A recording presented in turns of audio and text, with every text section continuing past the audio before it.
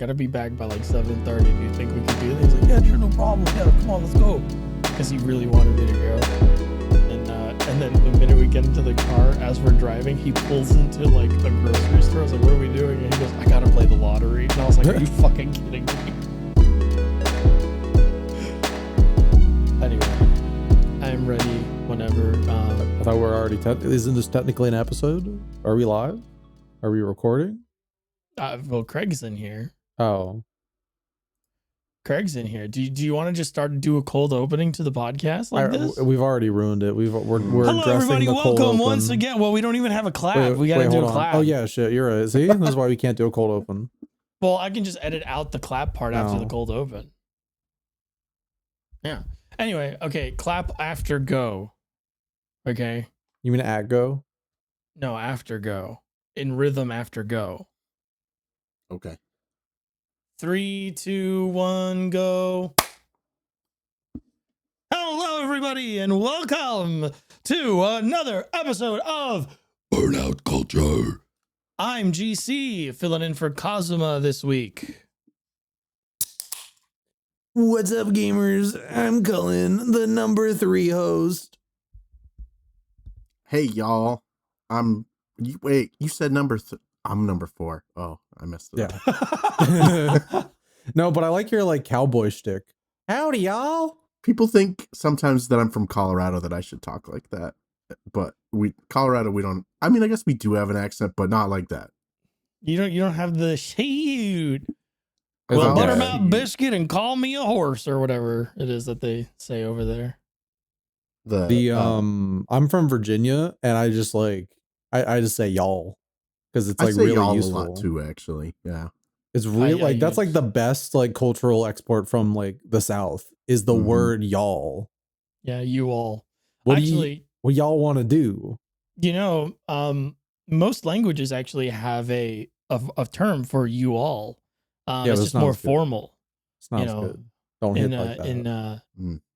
In Italian, I believe it's voi.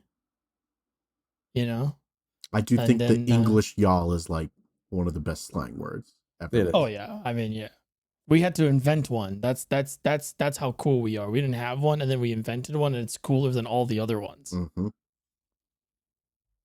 You know, Spanish has like ustedes or vosotros, which is inclusive, I believe. That's right. Yeah, I remember vosotros. I remember that too. Yeah. It's like my middle school education coming back to me. Mm-hmm. If you ever hear someone say vosotros, they're talking in Castilian Spanish, by the way. Most places, or at least Cubans, don't use that word, and like I'm pretty sure South Americans or like Central Americans don't use it. That's one of those little quirks of dialects. Anyway, what have y'all been up to? I've been gone for a while. I've been reading Bleach. Yeah. It's pretty good. It is embarrassing how good Bleach is given the way it is treated in mass media. It was always my favorite of the big 3. I'm not afraid to admit it. It's kind of got the most sauce out of all of them, but also it's like really funny. Like I started the Arankar arc, and like there's a chunk in the middle when things are getting really good that's like a flashback, and by then we already know that Aizen is the big bad guy. So it's funny to like have it flash back to him just kind of scheming in the background. But like no one ever talks about how much of a little troll Aizen is with how he uses his powers. Literally there's a part where it's like to his like captain at the time. He's just like, because he's the assistant captain, and it's like the captain's like, I don't trust you. It's like, yeah, and you want to know why I was able to trick you? Is because you didn't trust me. I secretly made you think that I was a bald man for years, and it like cuts back to like him being followed by this guy who's bald and looks nothing like Aizen. He's like, I didn't know that was you. And I'm like, that's all right. Well played, Aizen. Another thing about Bleach that it has over I won't say One Piece, but like over Naruto for sure is I think Bleach's side characters and supporting cast are way more interesting and compelling. Like they feel like characters as opposed to like archetypes, Mm. if that makes sense. Yeah, I agree. Yeah. Like I do wish it didn't forget about Chad until the 1,000-Year Blood War arc. God, He comes back. You're He does speaking my he does come language. back, but I love Chad so much. I But mean, then- obviously, but Then we'd never have that iconic line of just like, nah, there's no way Chad would ever lose. my fucking when I watched the anime, I read like the first 10 volumes, and then I started watching the anime because my school's library ran out of the collection. And when I tell you, when he was like mano derecha del gigante, I was like, what? And then he goes mano izquierda del diablo. I was like, ah, and I fucking lost my fucking mind. You have no idea like how hard of a pop that was for me. the anime is good, but it does have the filler problem that everyone knows. Oh, of course. It's notorious. Some of That's why I there's like stopped. 2 of the filler arcs are okay, and then the rest Thank are like, you. ugh. That manga fucking flies by Yeah, though. the yeah. manga's really well paced though. Oh yeah. I really like, as far as filler arcs go, I love the Zanpakuto Rebellion. I know Yeah. some people don't like it. I really like the Zanpakuto Rebellion because I found the relationship between the Zanpakutos and like their masters like to be interesting, in that it's like the whole basis of Bleach's like power stuff is that your weapon is like alive and low key maybe just like a facet of who you are. Mhm. And so the more in tune you are with that, and the more like accepting you are of who you are, the more powerful you are. And like the Zanpakuto Rebellion is just a bunch of inner selves being like upset that the person they belong to is like not being true to Mm. them or whatever. I love that. I stopped watching Bleach right after that, when after the Zanpakuto Rebellion, it was like, but what about the Zanpakutos that did not resolve their conflict with their owners? And I was like, I don't care. I was like, no, I'm not, because like I knew I was getting into filler, and I was like, oh, this filler's actually fine. And then I saw that fucking clock again after the Rebellion arc was done, and I went, no, I'm not fucking doing this. I also really like Taita Kubo's art. I think he's it's a really great fucking- artist. It's iconic. Have you ever so read good. Zombie Powder? It's like a one shot. No, There's a 4-volume one shot. It's pretty good. I've heard I'm of literally it. at the part right now in Bleach where like Ichigo is just like having an argument with his Zanpakuto or whatever. Yeah. I'm just like, haha, this is good. Mm. Like, let's think about Bleach is that like, I watched a bit when I was like a teen, and then everyone's like, no, that's the cringe one. That's the one that fucking sucks. You don't want to watch that. It sucks. I was like, yeah, okay. That's insane. And then I literally like I watched it as an adult because I caught some episodes of 1,000-Year Blood War. And I was like, oh, this is like the coolest thing I've ever seen. 1,000-Year Blood War is great. Like OG Bleach anime is good, but I like the manga better, is what I would say. Oh yeah. Like you hit the nail on the head when it was like, yeah, the filler arcs kind of really bring it down. Mm-hmm. But I actually do want to go back and read the manga and collect it, because we watched like a little bit of the first. I only watched like a little bit of the first episode the other day, like last week with Cullen, and I was like, we were like 10 minutes in, and we were like, oh. We were like, oh, it's good. Oh fuck, I forgot that I like this. See, my thing was that I really liked like that first little arc when I thought the show was all just like monster of the week. Oh, we got this quirky town and we got to do ghost samurai like mysteries. And then it, does the Soul Society stuff. And I become a lot less interested because the show I fell in love with kind of stopped being there. Mm-hmm. But like now I'm like, wow, it's so cool. Ichigo have big sword. He fight all the ghosts and goblins. He's so awesome. I think once you get past that like first basic Soul Society arc, that one is a little slow. but it gets a lot better once like you know about Aizen and it starts introducing the Aran Once it does the cars sting. Oh yeah, the Arankar stuff is like, I'm so mad I stopped because it got so good. The Arankar stuff is like excellent. Mhm. Even my girlfriend, who like, you know, she's not a big into shonen. I think she only caught those episodes on like Toonami when she was growing up, and she was like, "Yeah, of course the Espada are bangers." Yeah, fucking Grimjaw Jabberjaw is like one of the coolest dudes He's ever to sick, have ever yeah. existed. I also think, I don't know if you agree, that Ichigo is like Johnny Young Bosch's defining role. Like, Yes. even more so than Red Ranger, I think. It's up there.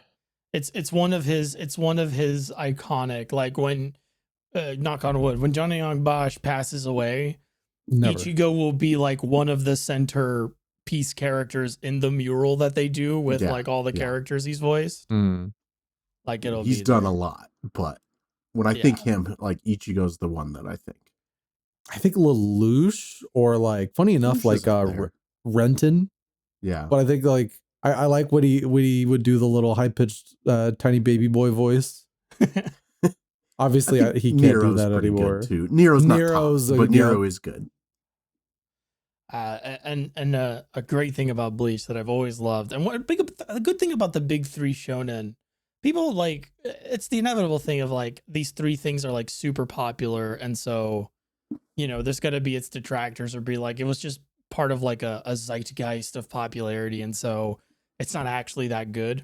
But one of the things that you can definitely give credit to of that era of like anime and manga is that like all three of those like stories have protagonists that are wildly different from one another Yeah, in a very lot of much like so. really Oh yeah. like distinguishing ways. And Especially I love as that. they go on too. Like Naruto, Luffy, and Ichigo all have like very different growth arcs, right? Yes. Like none of them are trying to like and also none of them are like Goku. Mhm. Like Yeah. 1-to-1, which is like even more incredible. And I think that's what like lent to their popularity, and that's why I kind of like push back against the idea of like the big three were only popular because it was like Shonen Jump's like thing and they pushed it and people ate it up. It's like, I don't know, like those things like had like very strong identities from the get-go. That's also why I don't think we'll ever have like another big three, because there's just not going to be that kind of variance, I don't think. No, because you look at like everything's you look at like derivative now. Deku and you look at Yuji, and they're kind of similar. They're, you know, they have I look differences. at Deku. I look at Deku and I just see like I see a lot of Naruto in Deku. I look at Deku and I'll like shove him into a locker. And also like I watched like the first season of My Hero Academia, and I did quite like it. I won't lie and be like, oh, I hated that show. No, I actually really liked it. It's got I like only the stopped- best first episode of anything of all time. Yeah, and like they really set things up to be really like interesting and awesome. They have like some really strong emotional moments, but something about like modern shonen, this isn't like all of it, but like there's a lot of anime out there and a lot of it comes out, and like, you know, there's so much anime out there that there's anime you've never heard of before that is coming out right now and no one's talking about it because no one in your circle cares about it, right? And I think like a big problem is that like I think Shonen Jump specifically and Toei Animation to as an extension of that, they don't really there was like a change, right? Like they realized the success of the big three, and now they kind of greenlight stuff or fun stuff that fits that mold or is already popular before they acquire it. I'm thinking of like One Punch Man.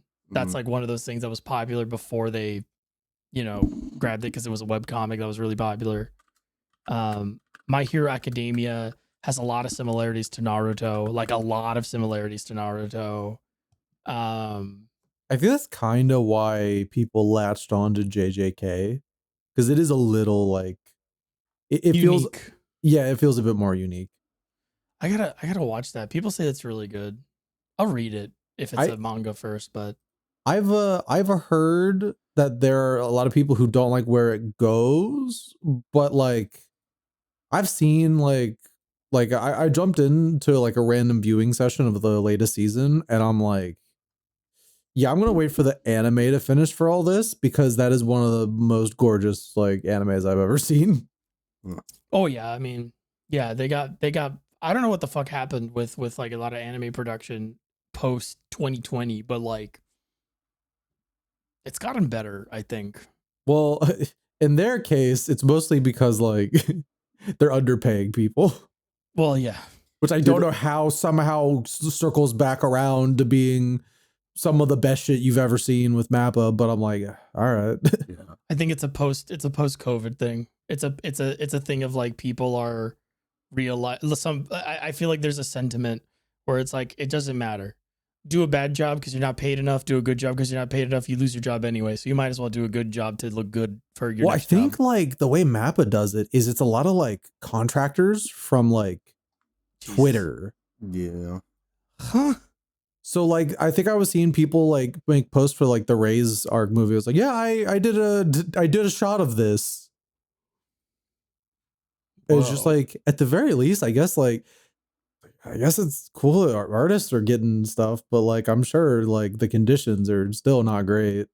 I'm sure it's not a lot of pay. Yeah, Mappa has long been notorious for being kind of one of the worst studios to work in terms of like employee conditions. But it's like, damn, that shit looks really good. They're good. Have yeah, you guys? They got good animators. Have you guys seen that they're going to be the ones on Persona 4 Revival? Yeah. Which is like, oh, that's why the anime cutscenes looked really good. It's because they hired they hired those guys. Who are the people that did it before? Because I don't know who did it for Reload. I thought they just did an okay job. Was that not just in-house?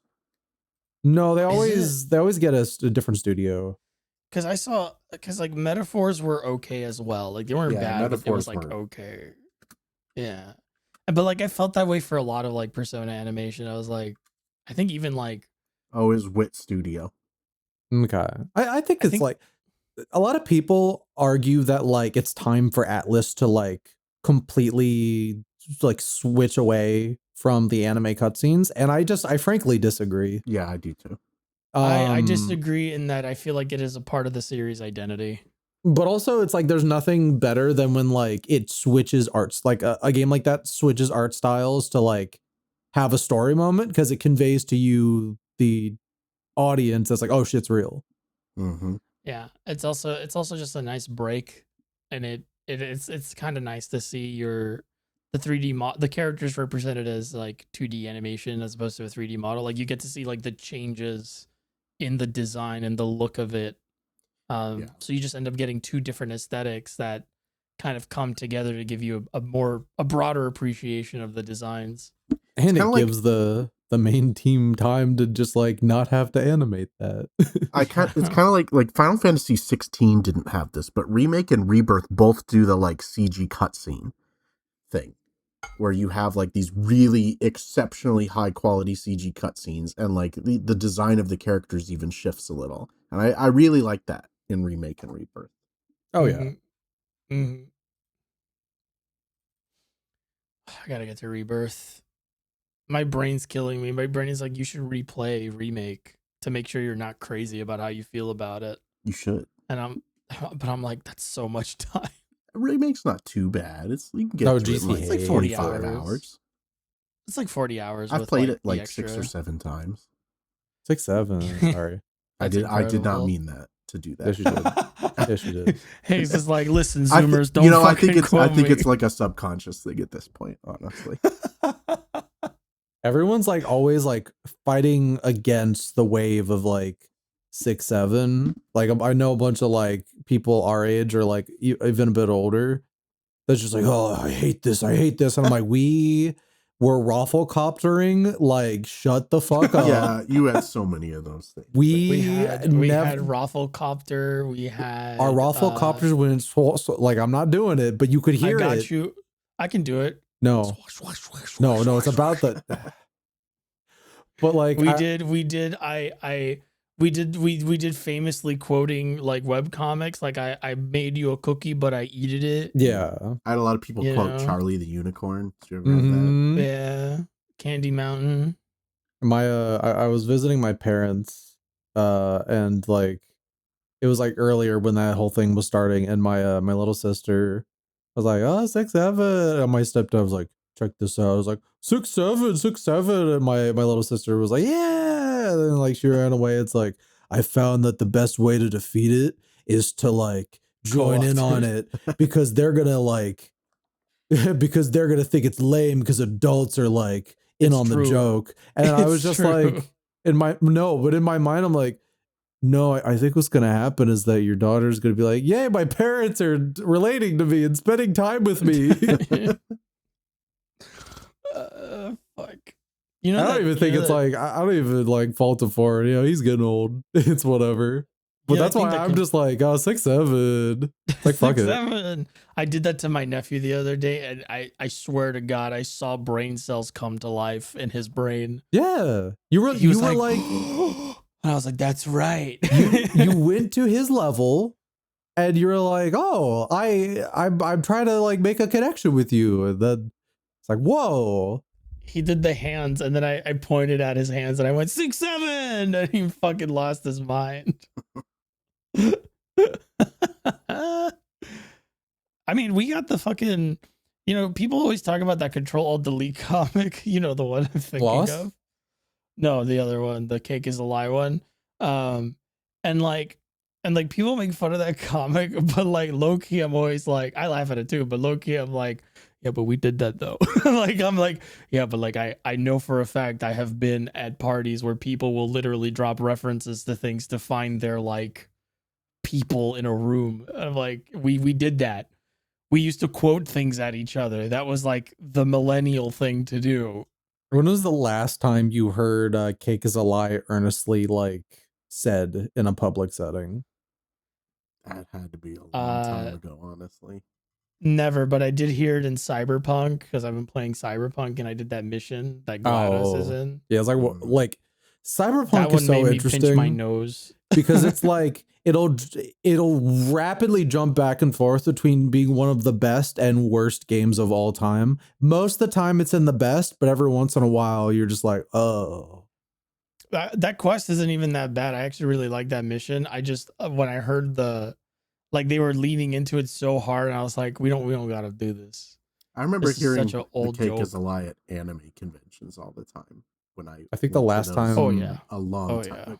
I think the last time I heard it might have been like 2019 or 2020, which was still way too late to be hearing that. I think we've replaced that at conventions with talking to cosplayers as though they are in character. Yeah. Yeah, I don't love that. I was doing at MagFest. I was doing I felt Alan everybody's Wake. butt clench. Yeah, no, it clenched. I was doing a Alan Wake cosplay, and I was so tired. It was like right after 2 came out, and someone came up and like was trying to do the song, and I was like, oh fuck, I forgot the song, and I had to be like, oh yeah, and they were like, oh, all right, bye. It's just like.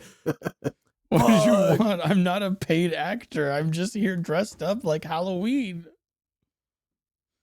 That's all anime conventions are when you're cosplaying. It's just Halloween, but like, you know, at a different time of year. I cosplayed. I haven't cosplayed since I was like 22, I think. But I cosplayed Phoenix Wright once, and you can imagine how that went.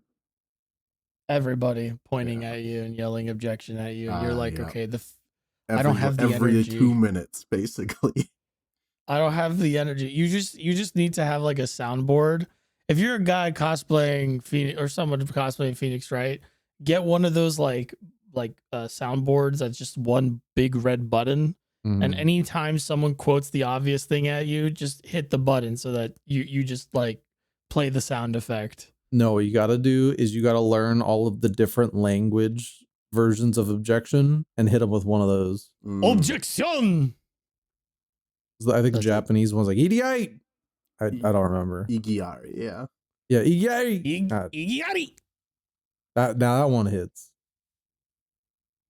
Oh, I should randomize. Oh, that'd be so good. And then you get the French German one. is. It's just angry yelling. Mm. That's 9! offensive. Whatever, they're German. Now replace that with something else. Doesn't feel so good, does it? Yeah, but what if the world was made of pudding? I don't give a shit. I took a lot That'd of be years of yummy. German and like in school, and I can tell you, I think like most Germans know that their language is just a loud language. It's just what it is. Also, Germans are tough. They'll hear the joke and they'll go, haha, yeah, we do say that. Objection in German It'll be is fine. Einspruch. Okay, that's kind of I'm sick. so sorry. Einspruch. That goes kind of hard. Einspruch. Oh, fuck. That's a good one. That's a good one. Oh, that gave me a little tickle in my heart. But yeah, besides whatever the fuck we were talking about, what was it? Bleach. Bleach. Yeah, besides Bleach. Well, you know, Bleach has a lot of languages in it, especially a lot of Spanish in it, which is probably why I liked it so much. Good fashion. But yeah. I like Bleach's fashion. a Oh lot. yeah. Oh my god. Best I like- shonen fashion.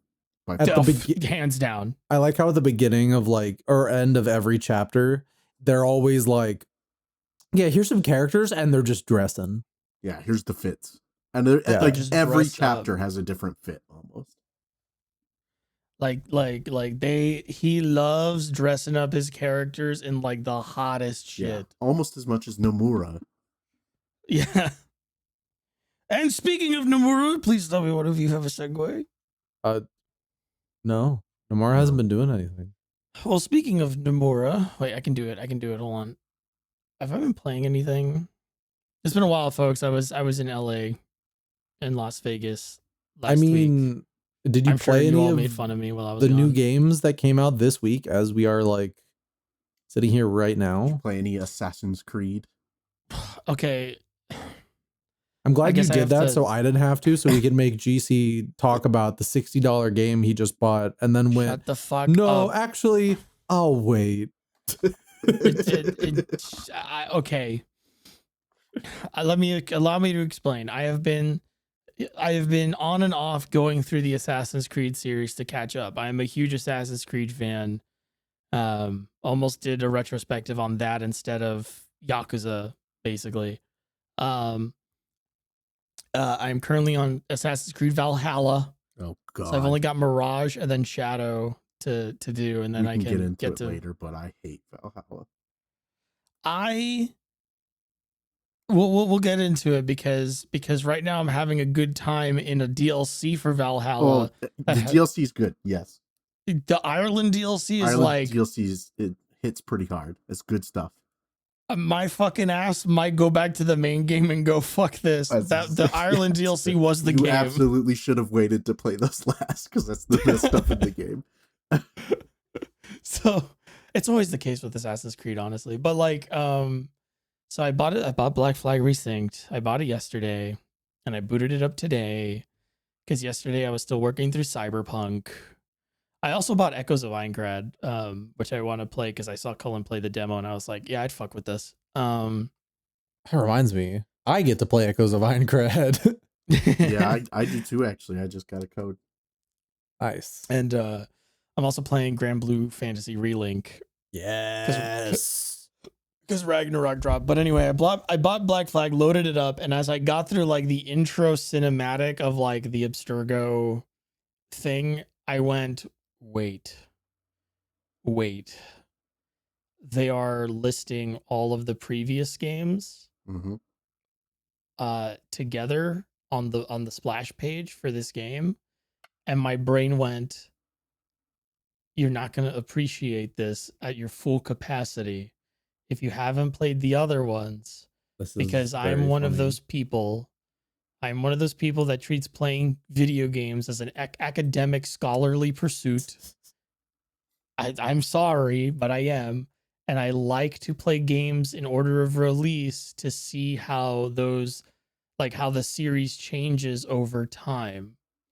And if I skip any of them, then I lose that thing that is like predominantly one of the like pillars of why I play video games in the first, like that's the, like if I had to say what is like the one thing that like fascinates you about like a video, like a long running video game series and like playing video games, it's that I like studying the thing to see how it compares to things similar or things in the same series as it. Like I love watching the growth and the changes in like ethos and thesis and stuff. Like that's my bread and butter.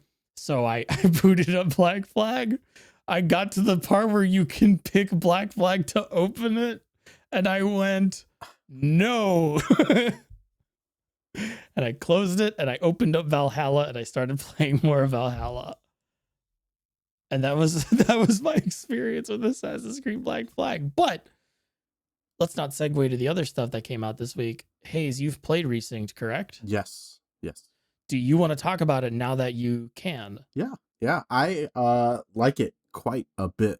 There's been some differing opinions that I've seen. Some people think it like changes stuff for the worse. Some people think it changes stuff for the better. I'm on the latter. I actually think it's like a really good remake, like maybe one of my favorite remakes I've ever played. And it does change things, you know, like the parkour is not the parkour that was in the original Black Flag. It's the parkour that's been in Valhalla and Shadows, but like the best version of that. The combat is different. The one thing that is like basically the same is naval combat. It just has more abilities, but that is the one thing that feels exactly the same. Yeah, because it hasn't changed since Black Flag. Like Origins and Odyssey Odyssey and Valhalla are basically the same anyway. Yeah, stealth is totally different too. You have a crouch button now, and it's built and integrated totally differently. It feels a lot more like Shadows as well. So for all intents, like this is kind of taking a lot of the gameplay stylings of the RPG games and grafting that onto the formula of Black Flag. So you don't have any of the RPG bullshit. You don't have to deal with all the levels and but you have all the engine improvements. Yes. I want to play it so bad. Yeah. But I really I think those changes benefit it here, because I think it's kind of like the ideal version of what I've wanted of Assassin's Creed, of taking that like original formula blueprint and stapling that together with kind of like the modern gameplay sensibilities that the RPG games have had. But you're condensing that experience down, so you're not drawing it out. The big problem with RPG games is they're so bloated. Yeah. But I also was really surprised by, like, maybe the thing that I like the most in Resynced is the story editions. There's not like a ton of them, but I'd say there's a good probably like 6 to 8 hours of new story content. Can I guess what it may revolve around? Sure. There's a few different things, yeah. I think they've talked at least one of them is fleshing out Edward's like character. Yes. Yeah. Cuz Black Flag is really good about that, but like it almost feels like after Black Flag they had a very different view of Edward Kenway internally than what the game presented. So I suspected that the new content would be focusing on trying to kind of further expound on like what kind of person he is. There's a whole new set of endgame quests that are basically about what kind of a captain Edward actually was. Oh, interesting. Awesome. Very specifically about what kind of a captain he was. And a lot of the other extra quests are about like more satisfyingly tying up character arcs. And probably with Kid. Yeah, and expounding on different things. And it also really plays into like that core ethos of the game where it's, you know, like ostensibly it is about the pirate fantasy, right? And the gameplay, you know, the experience you're having is living out that pirate fantasy. But then the core narrative of Black Flag, what makes that game really interesting, I think, is that it's about deconstructing the pirate fantasy and how we've romanticized it and like what it actually meant to be a pirate and kind of it sucked, right? Like, yeah, being a pirate sucked ass. yeah. So a lot of the new gameplay additions tie into that and kind of the core ethos of the big pirate characters. If you played that game, you know who I'm talking about. In a world without gold, we'd have been heroes. The last new quest added is called A World Without Gold. So that should tell you what you need to know. Yes! I'm a fucking mark for Black Flag. I'm It's good so stuff. excited. I think the story stuff is quite well done, honestly. And that was kind of my biggest surprise, because that was the thing I was probably like least excited for going in, I would say.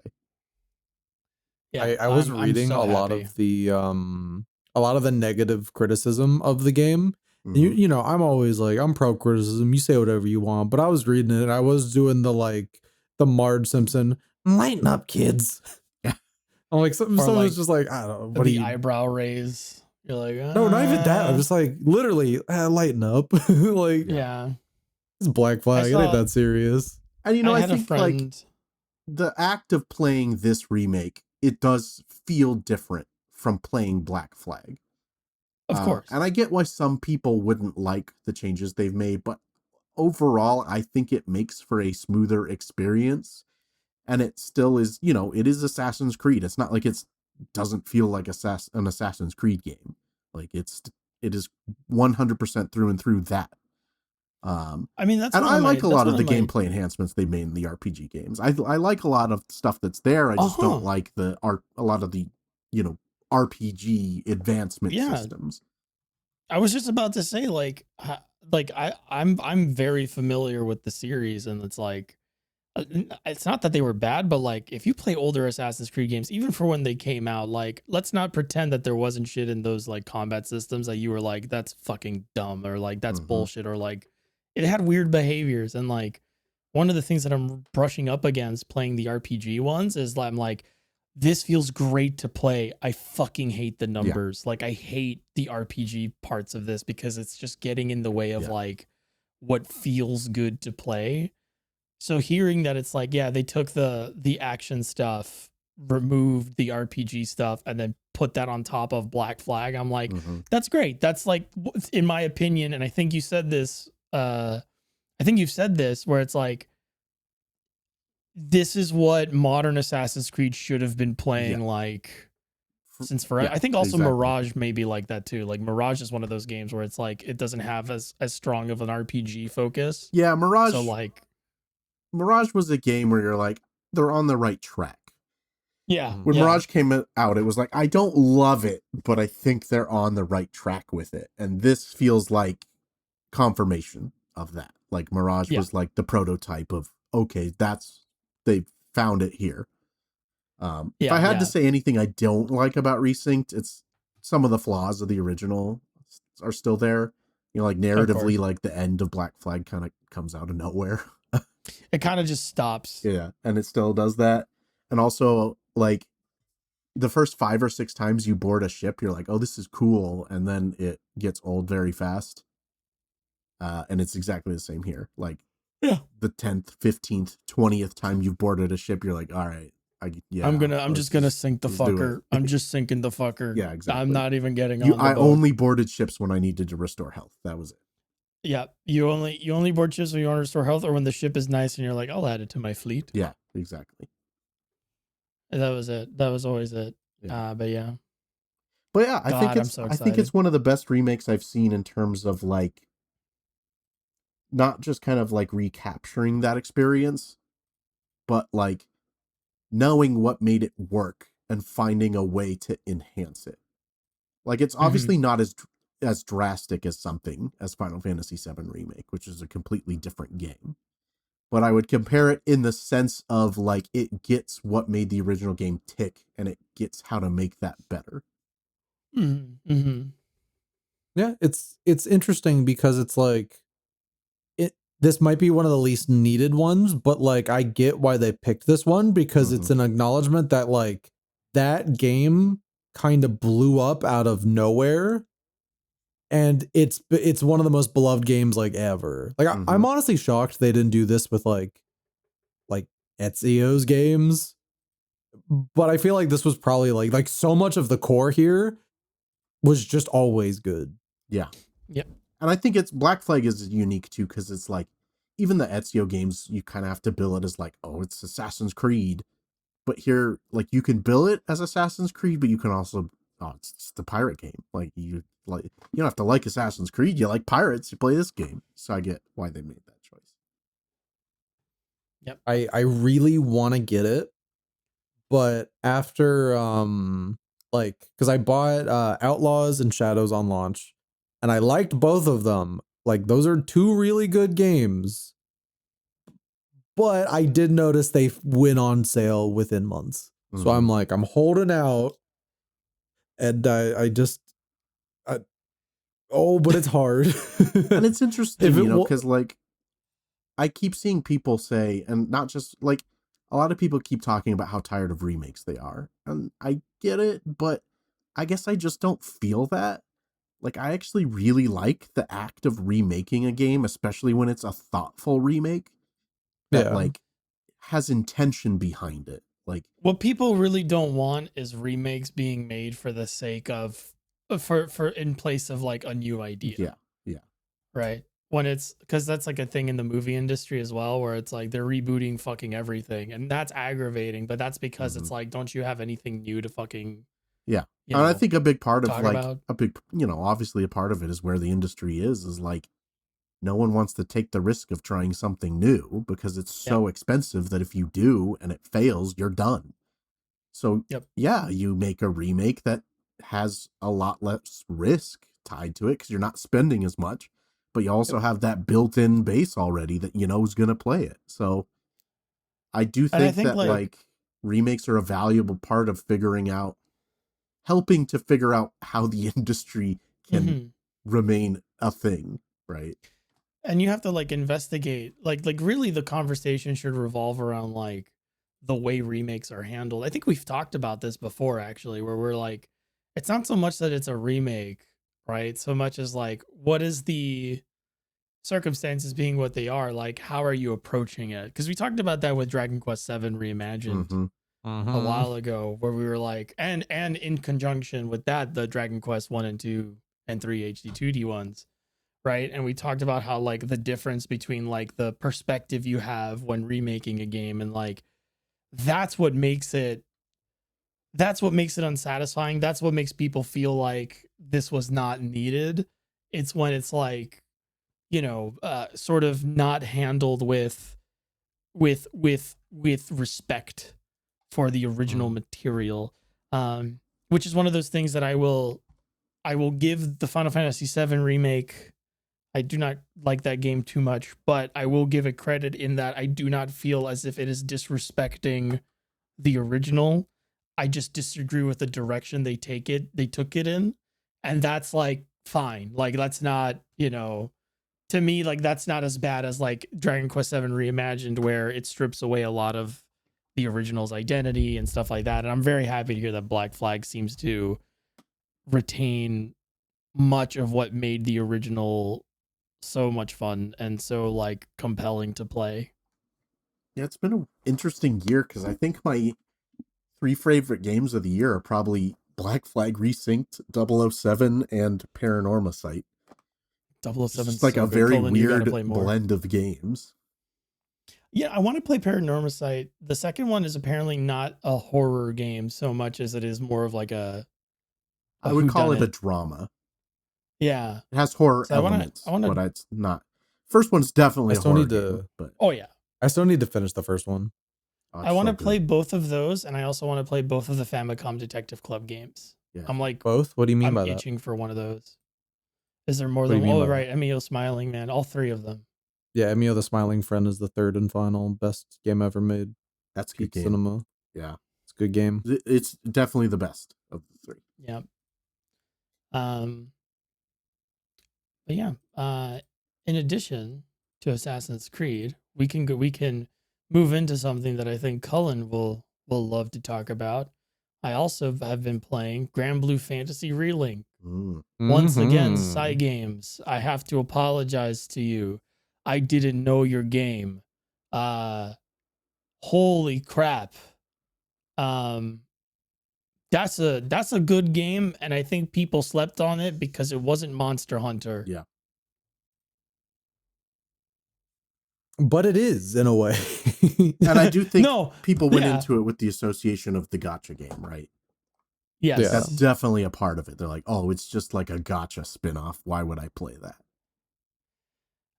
It's unfortunately suffering from the stigma of people not realizing, regrettably, I would say this is a regrettable aspect of these games.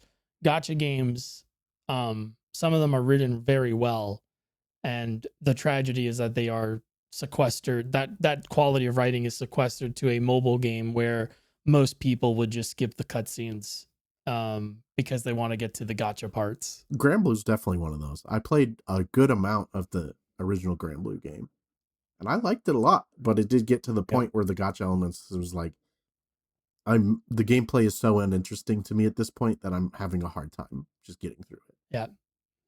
But yeah, I played it. I've played a couple missions. I have about 5 hours in the game in Relink. What a great combat system, and what a great reminder that like you can find depth in your combat system in ways that aren't about creating obtuse combo sequences with your weapons. I'm looking at you, Monster Hunter. It's not that I don't like this in your game, Monster Hunter. It's just that you don't bother to explain fuck all. And like, what a refreshing thing to be playing a hunting game that actually just tells you how it works and how things function, and you can like do stuff in it, and every character has their own little gimmick. I was thinking about it. I was like, Monster Hunter has like 14 weapons or some shit, probably less. And I was like, this game, every character's like a different weapon style. Like every character's a different play style. And I was like, this is impressive. I'm not gonna say, oh, it's fucking They're not just kind of different, but like really different. They're all like completely unique. Like, like and a lot of them are like even based off of like other like character action archetypes. There's a new character added to this one that just like I saw our little combat like video preview on the unlock screen. It's like, oh, that's Bayonetta.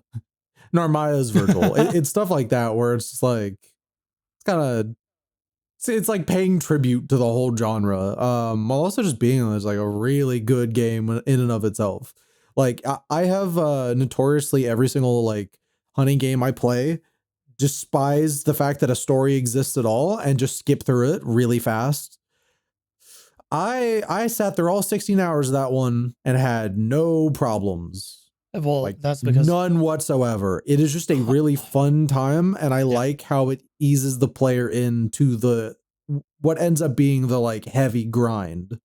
That is the post end game, which is where every hunting game ends up at, right? I was gonna say the reason hunting games have the curse that fighting games do, and that every time they try to make a story mode, most of the time it just doesn't hit the way it needs to. Mm-hmm. That's why Mortal Kombat story mode is good, because they gave up trying to do a good story and they just do whatever, and you just get to laugh with them instead of like laughing against what they want you to do. You can't say the same thing about Persona 4 Arena. Yeah. By the time you get to Ultimax, they're kind of just like, yeah, fuck it, whatever. Yeah, and then it's just like you're just goofing off with them. But yeah, like it's like, God, I'm playing Freedom Wars too. Every once in a while, I'm picking up Freedom Wars again, and I'm like, God damn it! I love the system in the game. I love the premise of the game. At some point, that game story really is just insert dystopian post-apocalypse story here, where you are like the special boy or whatever, and I'm like, fuck, dude. I forgot it was like before the remaster dropped, I was like I had no idea the story was so boring. Nothing. It like, just kind of like, this is not what I remember it being. It really holds its cards too close to the chest. Like it really plays with like mystery, and then you're like, oh, this isn't. It's because it's not that deep, so they can't tell you anything right away because it would completely render any suspense gone. Mhm. I gotta play more though. But yeah, Relink's like fuck it. The like I was playing and I was like, okay, I gotta upgrade my weapons. I gotta put in slot in like augments or whatever. And then it was like, here's your masteries. And I went, my what now? And it was like The masteries I was are like, yeah, crazy. I haven't yeah, even every played character has Endless a skill tree. Ragnarok, and I just know from previewing it and from seeing the reviewer at RPG That Site do skill the tree guide is on it, nutty. which is just it's a nightmare of a guide. Offense and defense separate skill trees, and then also you have to level up every character's different weapons. Well, you can. You don't have to, but you can. And then that, when They you get you level them passives. up, they get skill trees that you Mhm. can level up. They're very simple. They're like one line skill trees, but like still like, and then it's like, oh yeah, and those things you unlock with those weapons, you keep those even if you're not using that weapon. And you're like, holy fucking crap. It's been great. They have I've been built using a different character every a- mission. They've built a system that I think is really brilliant, where it's like it really gets you excited for the grind. Like if you're Yeah. susceptible to like those kinds of games, this gives you a really clean runway to just diving head first. It treats its base campaign as the onboarding process to the like proper end game stuff. It's really well like thought out. God, I want to play I'm just more. like, I also want to play more. I'm like mad that it had to come out the day before Digimon. So now I'm just wanting to catch up to where I was on Digimon. I Because can't now, like, decide I'm if I. Oh, go ahead. No, I was like, because I'm like 27 hours into GranBlue. I got the code for it about a week or so ago. And I've just been binging it as much as I can to try to like catch up to the Endless Ragnarok content. I'm still not even at it. It's like I really respect that they do just want you to like finish the post game of the original game. Yep. Yeah. Another great thing about that is the pacing and like being like, no. Go back and do all that, then come over to the Ragnarok stuff. I can't decide if I want to use my PS5 save, which I think I got like 80% of the way through the main story, or if I just want to buy the Switch 2 version and just do it all again. It's pretty good on Switch too. Like I saw some people say it wasn't like that good, but like I've been playing it and I'm like, oh no, it's. But it does seem like a nice fine. Switch 2 game where I can just play through some Hey, you get in bed when I'm watching something, you know. It's a hunting game. Exactly. It's a hunting game. They're I grew up with Monster Hunter on the 3DS. Like I'm when people are like, oh, well, you see, there's like stuttering and the 30 FPS isn't perfect. Anytime someone says the 30 FPS isn't great, I'm like, I don't care. I don't give a shit. I'm fine with 30 FPS. I don't care.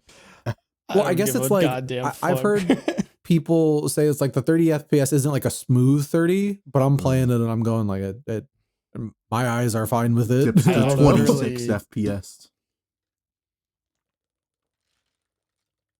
Like GC has been seeing me do like post game like end game content, and I'm like just fine. Yeah, I forgot that he was playing it on Switch when he was like fucking like playing it. I was like, is this on Switch? And he was like, yeah. That makes me very tempted to get the Switch version then, honestly. I like it. Granted, it's like if you have it already, it's only a $30 upgrade or whatever. Yeah. For Ragnarok, yeah. Yeah, but isn't Endless Ragnarok like 60 new? Is that it? No, it's the 60 is like the combo of like Relink and Ragnarok together. Yeah. That's not that bad. It's only $30 That's not a bad more. Different, yeah. You know, $30 might as well be $60. It basically is. $5 is the same thing as $8, but $9 might as well be $12. $2 is $5, but $1 is free. That is true. That's genuinely true. Speak on that. No, I will not. Also on the docket,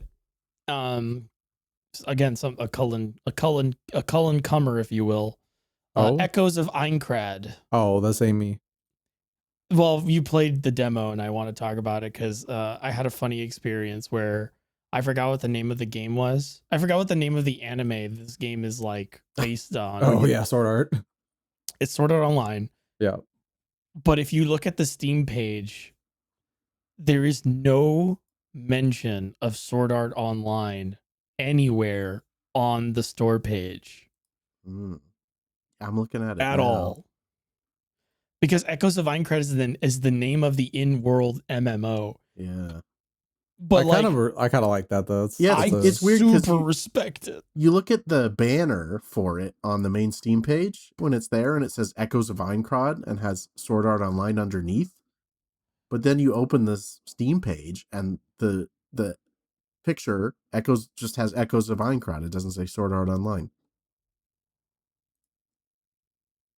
I played a bit of the demo, and I think like I really hope the demo like save transfers over to the full game, because I really don't want to play the demo content again, because that prologue might be like one of the most insufferable things I've ever seen. Oh boy. Yeah, but once it was over, we were liking it a lot more. Yeah, it's just a lot of like you're walking through that like, you know, your linear little fake Dark Souls map, and your partner character is just speaking every 5 seconds. They're nonstop like trying to like guide you through the map, and you're like, I shut the fuck up. It was like, what was it? I think we were making fun of it because like we were like, you were going to go pick something up, and somebody was like, wow, you're really good at finding things, and then you picked up the item, and the character said that, and we all lost our marbles. That was really funny. We were one of our friends was the one who convinced us to give it a go. Is like more of a Sword Art fan than us, and the whole time we were just like stupid dunking it. It's like, it's not dumb. Stop. It was really funny in that like oh, by the way, the anime crowd's fucking hating this game. The fans of the anime? Apparently, I'm looking through the reviews. It's got like mixed reviews right now, and people are just talking about how the start is like the worst start. And like someone's like, Sword Art Online fans, this isn't the game you want. And I'm like, I can picture the kind of person you must be. I'm interested to play to find out if they're right. But anyway, Jesus Christ, my mind's everywhere. Oh, I was looking at the community like posts, like the updates that the people were putting out, like the actual like developers. There's 3 difficulty modes that I think you will like to have. 4 difficulty modes. They added a very hard mode. I don't know if that was in the demo. I don't think it was. So very hard mode is like the one that seems to be aimed towards like people who actually like know how to push buttons. Because that's another thing is Cullen was playing, and I was like, oh, the game's like kind of easy from the looks of it. But also like whether or not a game is difficult really doesn't like matter to me anymore. Like, I play games for a living. I don't know if y'all have this experience where it's like we play games for a living, so like naturally we're a lot better at them than like your average person who doesn't play a game every day. Yeah. And it's just like, I no longer care if a game is too easy, because there's a way to make too easy still enjoyable, and there's like a way to make too hard fucking insufferable. And I just don't like evaluate games like that anymore. But I'll probably play on very hard because I would like my enemies to last longer than 2 smacks to the chest. Yeah, see, that's the thing. I am always looking for the thrills. So I have not hit that point yet. I get very annoyed when a game is too easy. Yeah. Case in point, I think you were there for this. We were playing I was playing GranBlue on launch day with a friend who brought their save over. And they like immediately went to go buy a new character and then dump all of their resources into one of the weapons to make themselves overpowered. And I was getting really frustrated. Oh, yeah. Because I was like, I don't want to like Like I don't it's want like it to if be you're easy. playing Monster Hunter and someone shows up with like the G rank gear and then hits it in 2 hits and it's dead. It's I like literally can't play games with like one specific person in my other friend group because he loves to like tell me everything of how to optimize a build right away, and then like all the mystery and all the challenge is fucking gone. Yeah. I mostly just get upset when a game makes me lock in a difficulty mode and I can't change it. Well, yeah, that bothers me too. I just like having the ability to change it when I feel like I want to. Which is why like hunting games are great, because you get like difficulty levels like quests. And you know what you're in for. And like so what I made us do is like they picked like a lower level character. And I picked us like a quest that was like 20 levels above what our characters were. And I had a blast. I had an absolutely wonderful time because I was constantly pushed to my limits, and I had to meet the game on its own level. I had to really understand the systems. And when we were done, it was funny. I was like, that was awesome. And they're like, that sucked. I hate that. And well, I'm like, their focus was that it took twice as long as the time that the game says it should take. Yeah. Which why it was fun. Like, yeah, like to call back to us playing the demo and not realizing we could upgrade our characters. Oh yeah, we had doing the hardest mission. We had a wonderful time with that because like, yeah, we didn't know we could like add sigils or whatever. So we just like ran through the hardest mission in the demo by ourselves and we just like, at no point were we like, this sucks, I have to stop. We were like, okay, we lost that run. Let's do X, Y, or Z. Let's learn this. And it's like, it's not like, people who like things easy or bad. It's more like my brain needs the challenge or I will not have fun.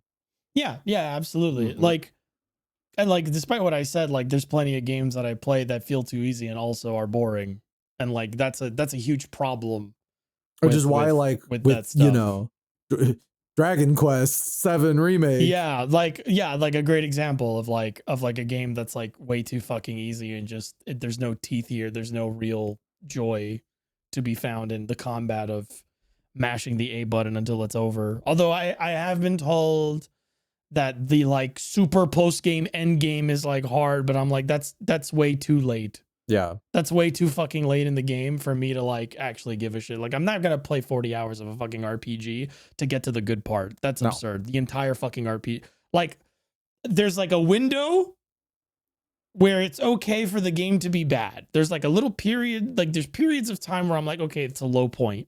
But like if I got to play 40 hours to get to the part where it's like, oh, now it's engaging. I'm like, no. No. You can play a different RPG that those 40 hours are engaging from the get-go. And it's just like, that's another thing I'm kind of worried about with the Persona 4 remake, because a lot of the stuff they've been showing, like it looks really cool, but like it also looks very easy. Yeah.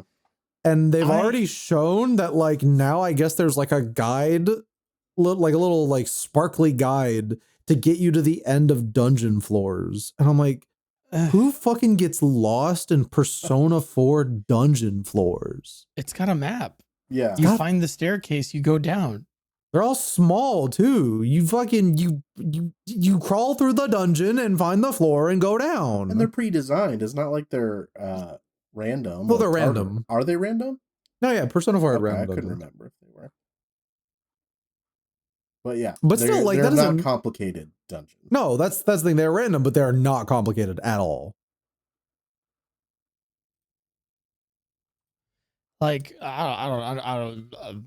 Yeah, I will say though, like I've playing Reload and Metaphor. I'm like both of these felt fine with their standard difficulties. Like they had their like tougher moments here and there, and again, like if you've played a lot of RPGs, you start to get really good. Well, so, I'm assuming, but like usually, like that's the problem with like playing video games a lot is like you do become kind of like good at them.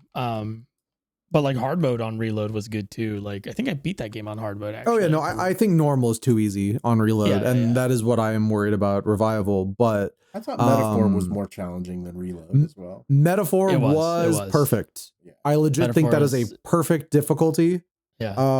Obviously there's gonna be something like, actually I grinded up all of the archetypes and I maxed them all out in a dungeon and I found the game too easy. And I'm like, oh yeah, you did? I don't know if you know this, but if you spend 100 hours grinding a single enemy in a Metaphor dungeon, the game becomes really easy. Thanks, Sherlock. No way. Deadass? We'll never be free of that. Like this is as old as time. This is as old as time as going on GameFAQs and like looking up a walkthrough, and the walkthrough is like, this boss was pretty easy once you grind about 3 hours before fighting it. And it's like, that's not why I'm looking at your guide. But no wonder. yeah. Oh yeah, I could have done that too, genius. I looked up your guide, so I didn't have to grind for 3 hours. I'm not here so I can grind for 3 hours. I'm here so that I can understand how the boss works. I was gonna say, as long as Persona 4 Revival has, I keep wanting to call it reboot or like rebroadcast or like revival. I know it's revival, but like I want to like call it other things related to television. But anyway, I do think there could have been a better name than revival. I will be honest. We came up with them when they announced it. We were thinking on it. It was like, what was the one we had? Whatever.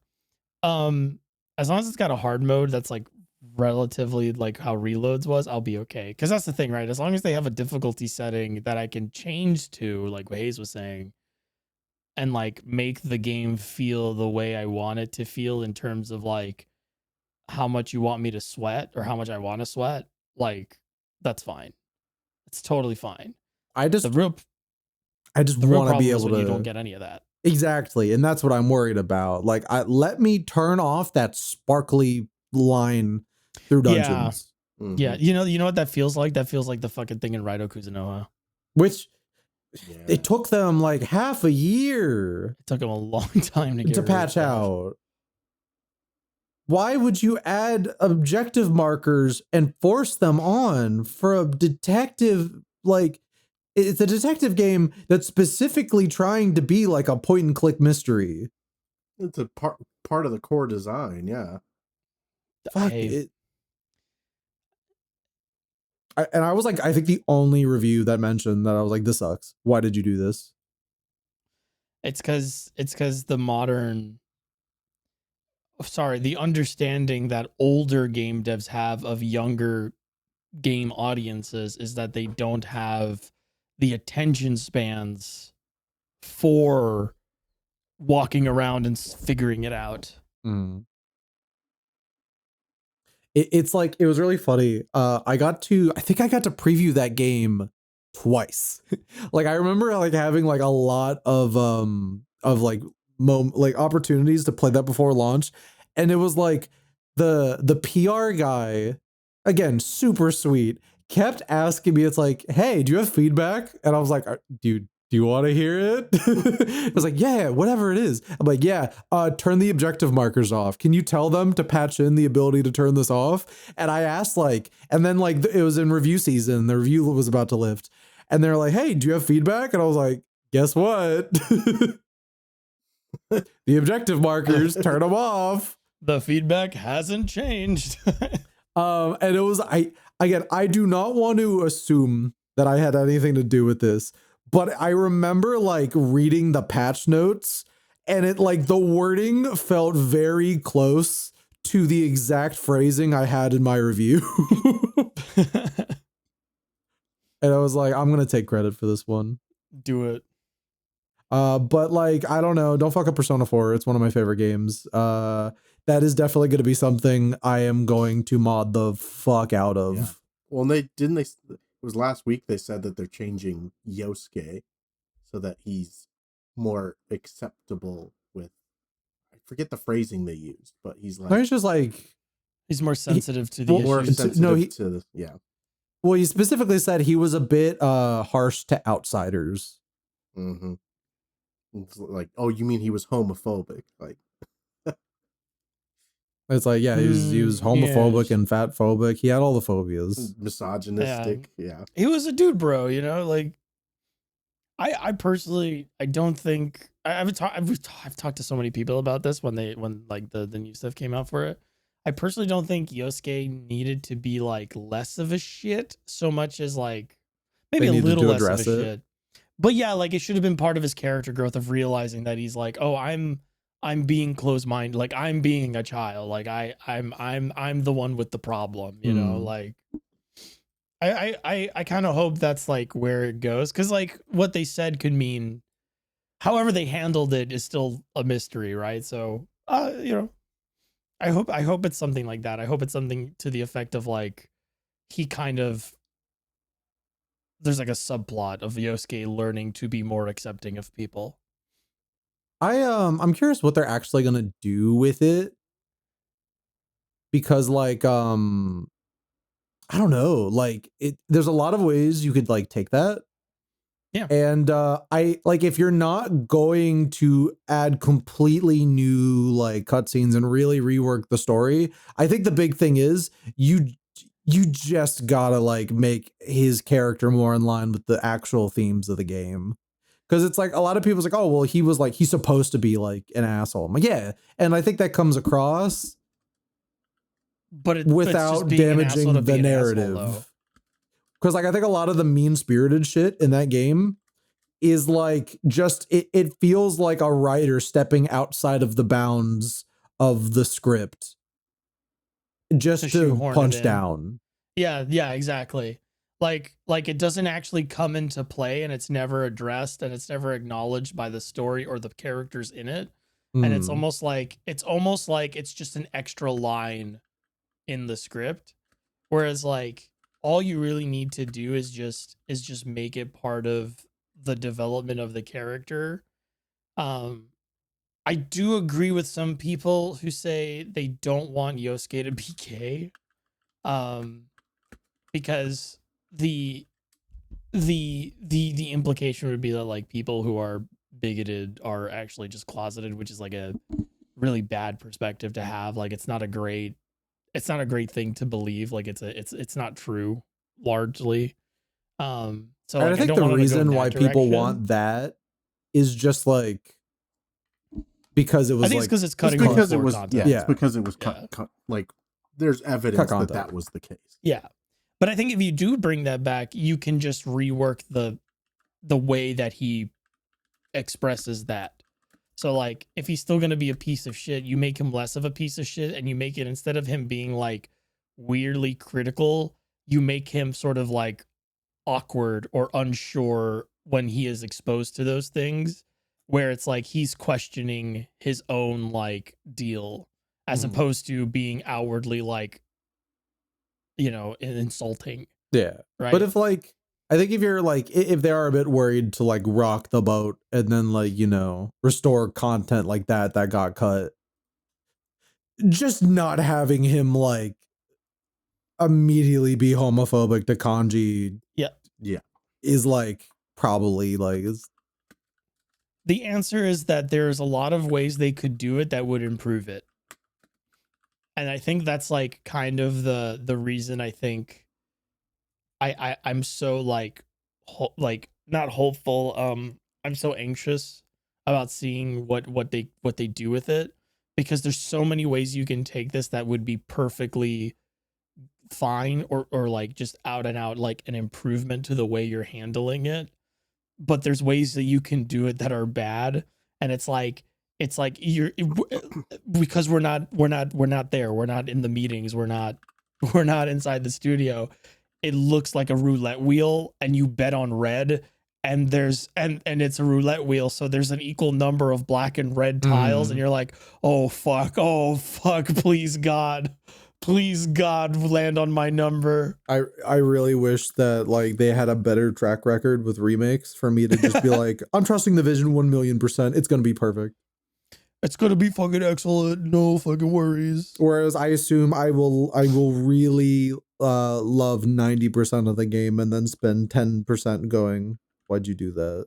You know what? If it has all the same issues as the original Persona 4, like that would suck. But at the end of the day, I'll be like, well, that's Persona 4, all right. Like, I mean, is it bad that like I actually do not have any like genuine like worries on the story?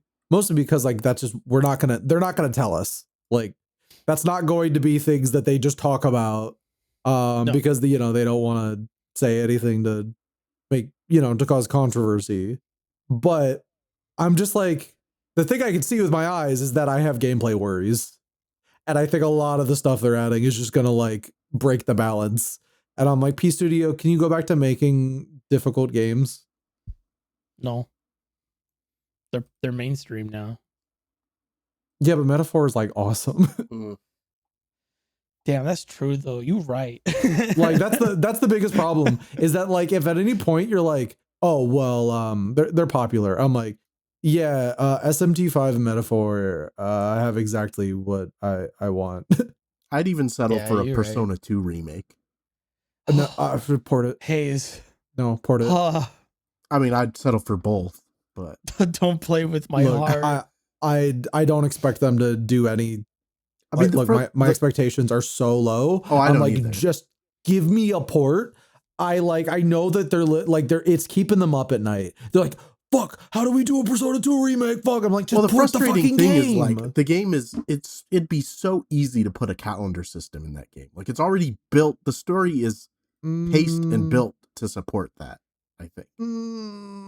I mean, like, I don't want to disagree, but I don't agree. And I'm trying to not do it in a like snooty like old head Persona way, because I really like 1 and 2, and I like too. Especially 1 does not fit with the it doesn't calendar system, but like I don't know, there's something that's nice about the way that 2 kind of like just exist of that era where it's like, yeah, no, that all happened in like a day. Yeah, I know it's like, I know it technically takes place across a day, but it like, if like the game didn't remind you that it took place across a day, you would think that it was many weeks. Yes, that is very true. Mostly I just like, I want those games. Like if you're going to remake those games, uplift like what's unique about them, I think. And it's like, I've always thought it's like, if you're going to do it, give it to the Shin Megami Tensei team. Like who just make normal ass video games without the like, and I love calendar system stuff. Again, it's really good, but fuck, I just want the games. Like, I don't know why. It's the anniversary year. And at this point, I do not think we're going to get even a port announcement. No, it sucks. Yeah. It's the broken anniversary year for many things. We're in the broken anniversary year. Yeah, it's kind of frustrating that we don't have a port. I mean, they should put 1 and both 2 games on Switch. I mean, you'd sell so many copies. It's like we got to write a Kuzunoha remaster before a Persona 1 and 2 port. Yeah. Honestly, I think though, like now you say it, GC, I think Sonic has gotten it the worst, like for the anniversary year, and it fucking makes me mad that people are like always like, guys, we don't need anything for an anniversary year. Like, yeah, okay, but like true, but that's like guys, in the world where you're getting stuff regularly that's like impactful and meaningful. We don't. It's fine that there hasn't been a Sonic game in like 2 years. I mean, Shadow the Hedgehog got more. Year of the But Shadow. Also, like the thing is, as cool as that is, it was just like a best of hits collection. Yeah, and it's like he was also in the movie. Yeah, but like also like an ideal where we get a new game with original stuff. I want to make it clear here that this is not like muddled. No, I want to make it clear that this does not mean that everything that has an anniversary needs to get like a new thing, but it's Sonic the Hedgehog. I think if it's like a big enough anniversary, it should. Yeah, that's what I mean. Like, it's not like it's the 27th. It's like it's the 40th or some shit. If your 35th. anniversary ends in a 5 or a 0, I expect new things. Honestly, I'm not even kidding. If you wanted to only put out games on a year that ends in a 5 or a 0, that would be okay with me, as long as you have something to show. And also, you're fucking Sonic the Hedgehog. Like, it's your 35th. Is it the 35th or the 40th? 35th, I think. Because Sonic was what, 98 or 90? Not 98. I don't know. Sonic was a couple years after I was born. No, a couple years before. Yeah, so probably the 40th. Or the year up, I don't remember. But whatever. Like, it's like, it's a big year, and usually it's like, if you're Sonic the Hedgehog and you know when your 40th anniversary is coming up, and you know you're gonna still be making Sonic the Hedgehog shit because that's your guy, right? Then, like, at the end of the 35th anniversary, you go, all right, what are we doing for the 40th? Mm-hmm. And then 5 years later, you go, check it out. Like, the fact that we don't know what the next Sonic game is gonna be. Yeah. You think it's so funny? You think Xbox will have a Fallout game for the 30th anniversary next year? No. I think Xbox will have a I think Xbox will have a Tombstone next year. I think for the next Summer Games Fest, Jeff Keighley will hold a candlelight vigil for Xbox and PlayStation.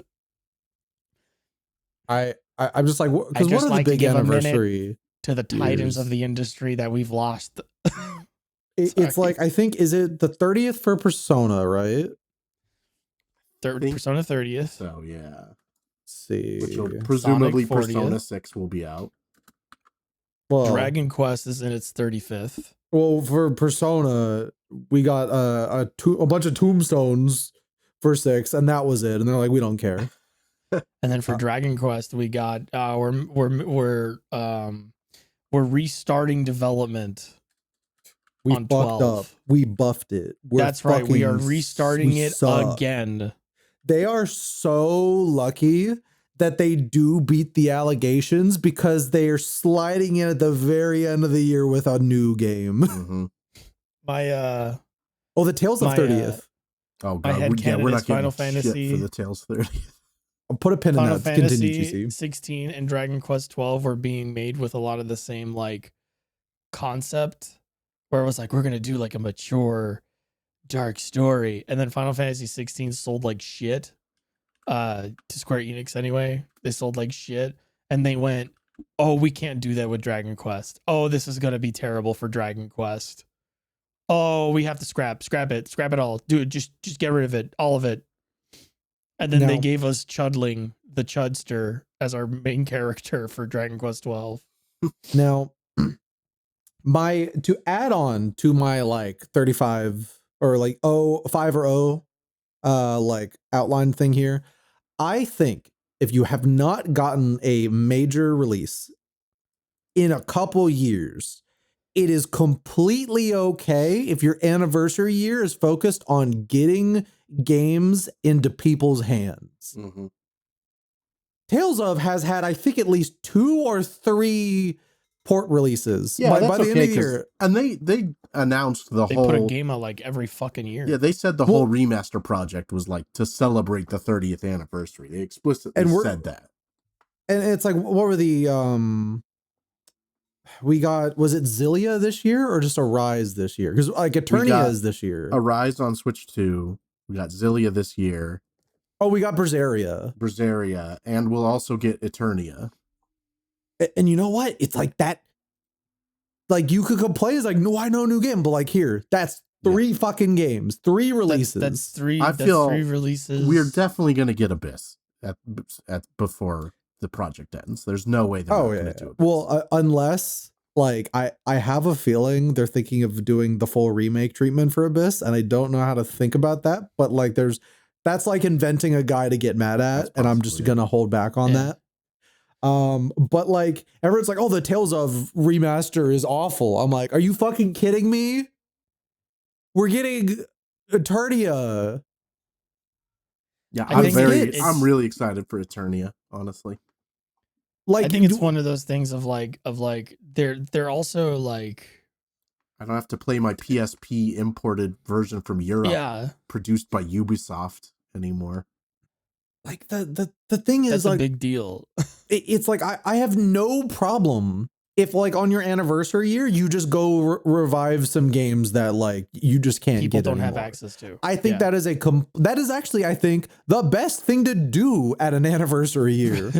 It's like, hey, you know that stuff that you never got to play or that your friends never got to play because they didn't import their copies or like plug in a fan translation? Well, guess what?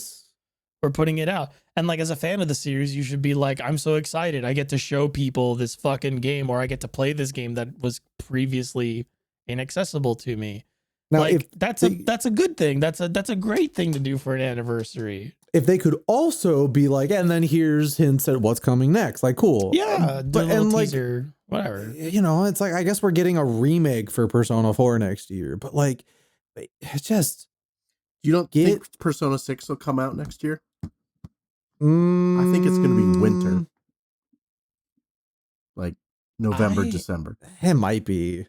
I'm still kind of like wrestling with the fact that P5 had the release that it had. So, you know, I hear we live in Hell World now, and I suspect that Persona 6 is going to be 2028, thus meaning that we will not get a physical release for it. Yeah, it's possible. And they were already like, we're not doing Switch 2 version of that. Why would we do that? For the even Xbox though we have collector's edition, that'll be physical. Part of me believes that they want to do seemingly gives them a lot of money to show everything in their showcases. That's true. God, you're right. Yakuza and Persona are only in Xbox shows now, basically. I'm gonna have to buy. Am I really gonna have to buy Persona 6 on Xbox just to get a disc? I mean, I hate to say fucking kill me. That is not outside the realm of possibility. No, the truth is you're not going to be able to buy Persona 6 physically. Yeah, that's probably going to be it. That's going to be the reality. But don't worry, you can just buy it on Steam, print it to a disc, put that disc in your own box, and then put that on your shelf. Just break the Steam DRM on it, which you can do. Oh God, I'm horrified because I'm like, great, if they ever decide to get off their ass and do anything about Persona 1 and 2, oh, no disc. Yeah. No, of course not. I will say though, like I'm really glad the Switch refuses to die. Oh, yeah.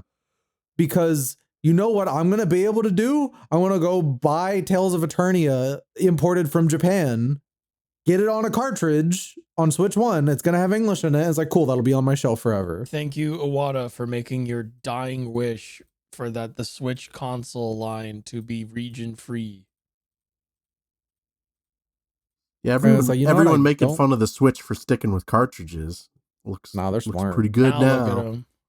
I know there's key cards, but yeah. But like, again, the Switch 1 does not die. I take back anything mean I've said about it. Live forever. Because now if there's ever going to be a remaster of an old game brought back to new audiences, it's going to come out on Switch. Yeah. Yep. Yeah, it is. Yep.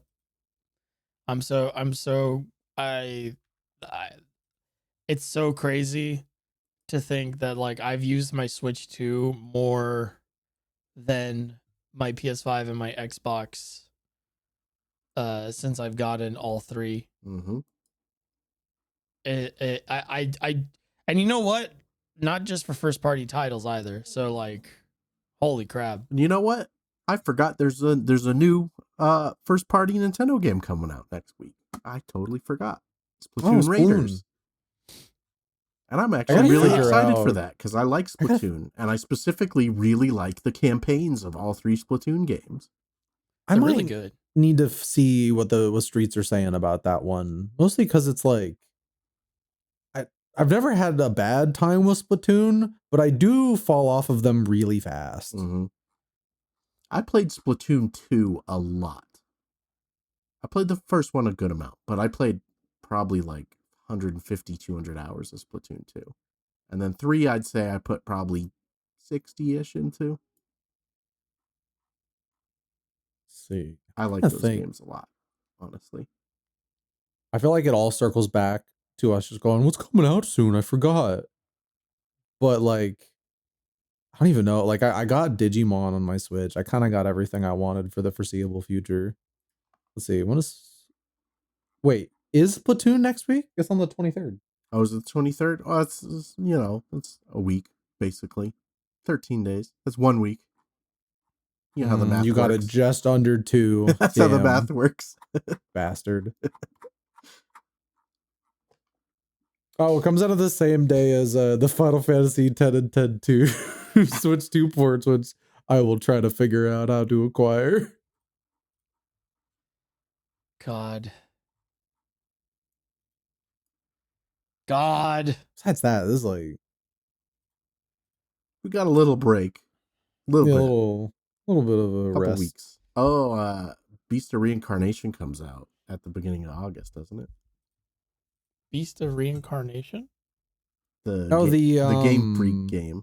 Yeah. Oh, the crazy, like, super indulgent one that everyone looked at and went, you could do this the whole time? Mhm. I know you had it in you.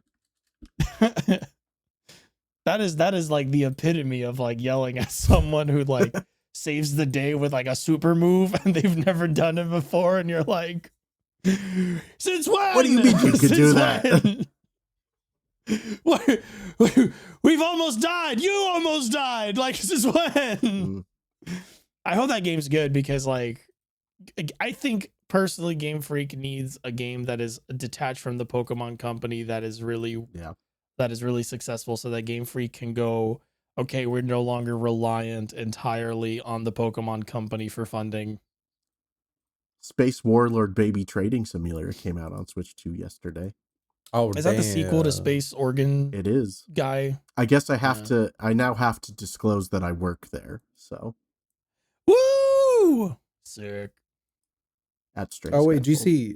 I know what Dragon Quest is doing for its anniversary year. They're porting 11 to Switch 2. Oh. Dragon Quest 12. Dragon Quest 11 It on doesn't Switch work. 2. It doesn't work. It doesn't work when spoken, and I only realized that as I started.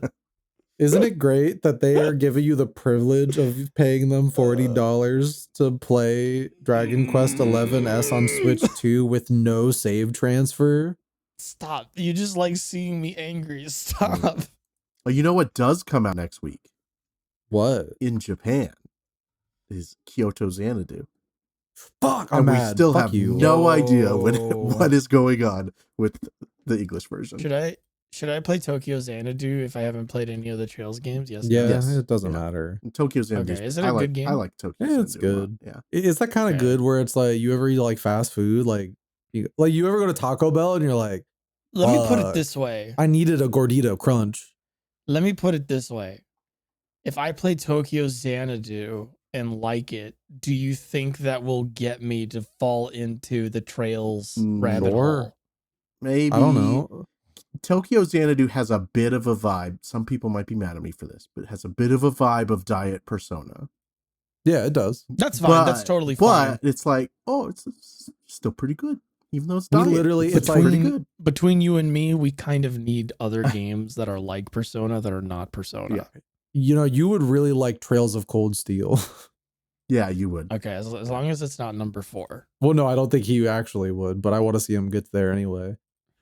But He's such a jerk, ladies and gentlemen. yeah. I forgot. The only game worth anything this month is the Xenoblade 2 Real Edition. Oh my god, that comes out this month?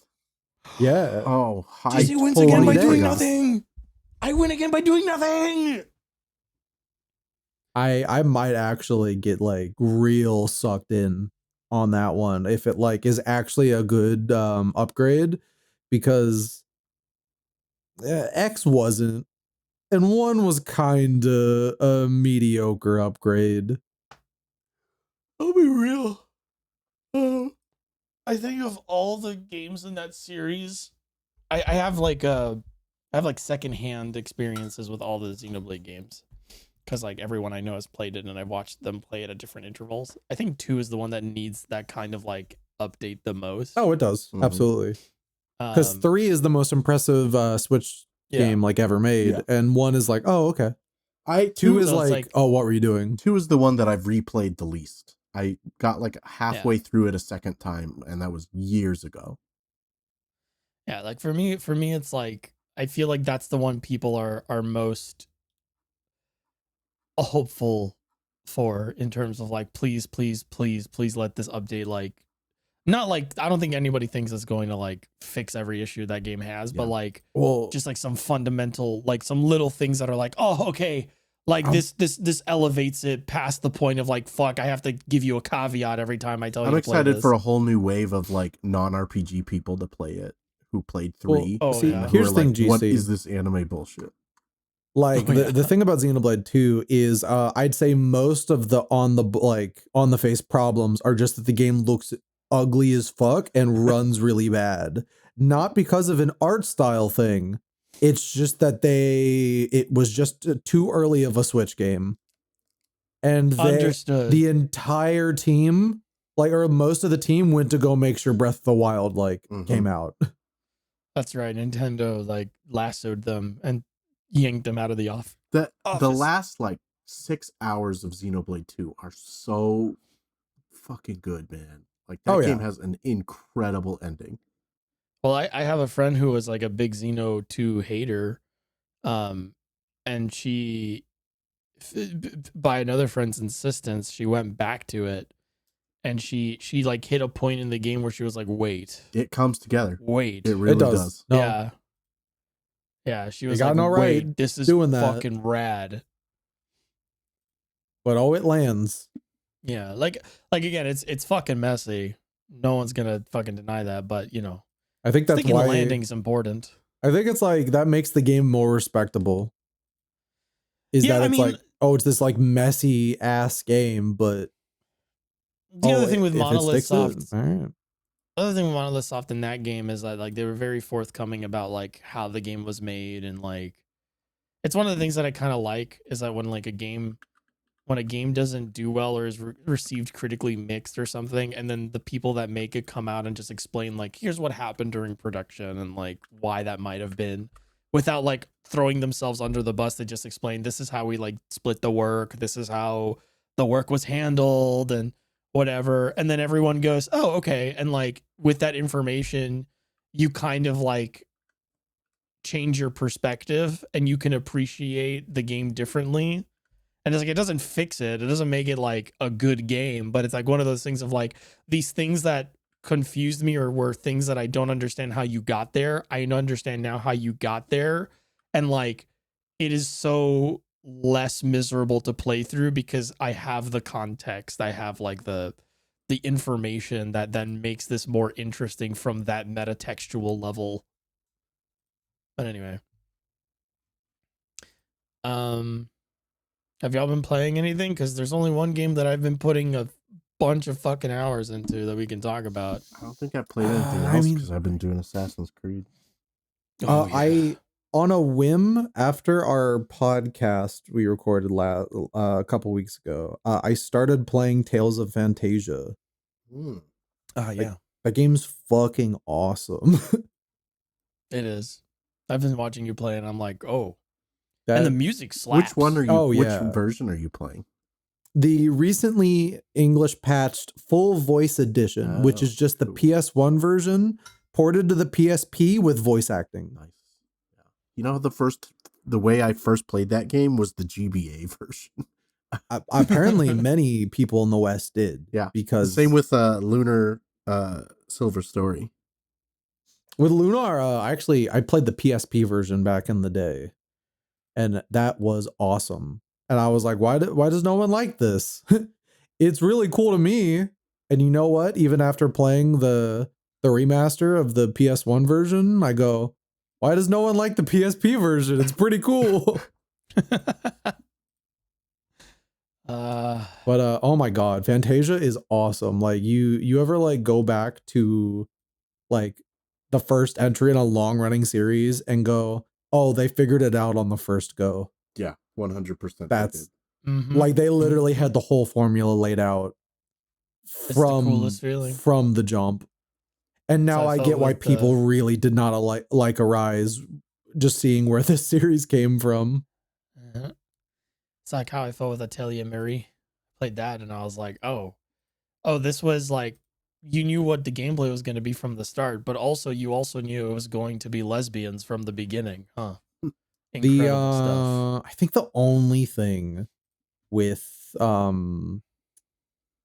Fantasia is like I'm like I think 18 hours in, and I'm starting to feel the point where the game like the first game syndrome is setting in, where at that middle point of that game you sure are sent all over in the same like one like country back and forth 50 times to do the same shit again and again.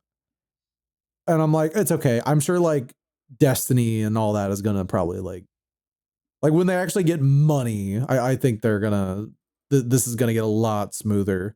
But it is a lot more backtracking than I'm expecting, and a lot of really tedious quests. It's like, oh yeah, go through this like really annoying like 10 or 15 floor mine dungeon. Oh, was that cool? Anyway, I need you to backtrack all the way back to this big desert.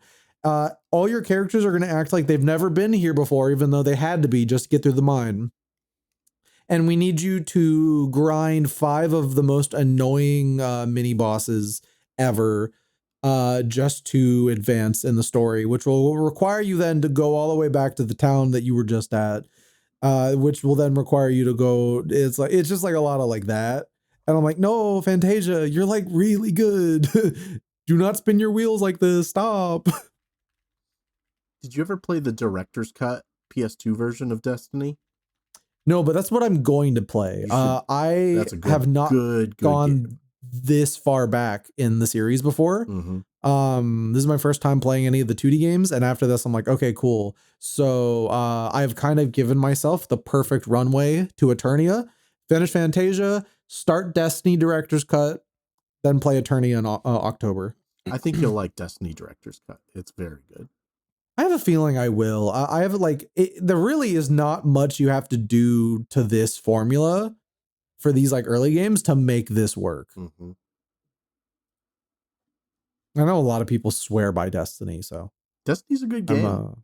It's looking forward to that. Its story is very good, especially for the time it came out. Like, and it was one of those games that like it came out at an unfortunate time and really got overshadowed by Final Fantasy. I'm looking forward to like just continuing to play the Tales games. Like it even got me to go buy another copy of Symphonia to give that another shot, because like notoriously I've just been like I've tried to play Symphonia several times throughout my life and I've always just never gotten it. You'll really make it once you get through Symphonia and then you play Dawn of the New World, which is beloved by all Tales fans. Oh yeah. That's honestly what I'm like looking forward to the most out of all the games. It was funny. I was like, better the later you get in, but that early was my stuff first is Tales such game, a drag. I love the Tales series. I'm huge. I've played, I think, almost every mainline Tales game. The only one I haven't played is Destiny 2. With Symphonia, I will say if anyone's ever struggled to get into that, switch it to the Japanese voices, and then you don't have to have the really bad dub to hold you back from enjoying it. No, but Robin's in it. You have to let it be bad because Robin's in it, and I liked that as a kid. I'm like, I think Robin's really cool. Also the character in Evolution Worlds and the dub for that. And he's Lloyd, right? In Symphonia. And honestly, he's doing fine. He's like, good as Lloyd, But everyone else is not. He has the best damage barks, like when he gets hit. In Evolution Worlds, he goes, I can't believe it. But yeah, most of the other characters are. Colette is not good. Kratos is pretty good, though. It still fucks me up that the guy's name is Kratos. Why did they do that? Surely they knew. And while I was playing Fantasia, I went back and I played a little bit of Abyss with the undub patch, which like Abyss is great. It has even like probably the earliest instance of a good Tales dub. It's just that they didn't do the skits, and I want to play it with all the skits. I have and a signed copy of Tales of the Abyss from Yuri Lowenthal. that's one of his best roles. Yeah. When I got it signed at Comic-Con 2010, I did not know that I would be getting it signed by Spider-Man. So I really hope that if they do just do a normal remaster of that game, they just like, I know the cast is all old now, but just do the skits. I mean, It's Yuri like the Lowenthal best- still sounds exactly the same. Oh yeah. Yeah. Like the best opportunity was for that 3DS version, and they didn't do it because they cheaped out. Yeah, So they should have done that with the 3DS version. I genuinely real. think Tales of the That's a good Abyss is like version. one of the best RPGs ever made. I'm not that's even what joking. I was saying. I was booting up in a call with GC. I was like, hey, do you want to see like, he was like, oh, it's just another one of those games you're streaming and call. I'm like, no, yeah, That's no, not what I fucking said. no, you I fucking look, can you let me get to it? Can you let me get to it? Yeah. Basically, I started, I was like, hey, this is one of my favorite video games ever made. He was like, oh, this ain't just another one of those games you're streaming, huh? Well, you're not just, it's because a lot of times you'll stream a game just to poke it and see. Yeah. You know? No, Abyss is just one of the best of all time. That's awesome. I can't wait to get to it when I'm 67. 6, 7. Some of us ain't gonna make it to 67.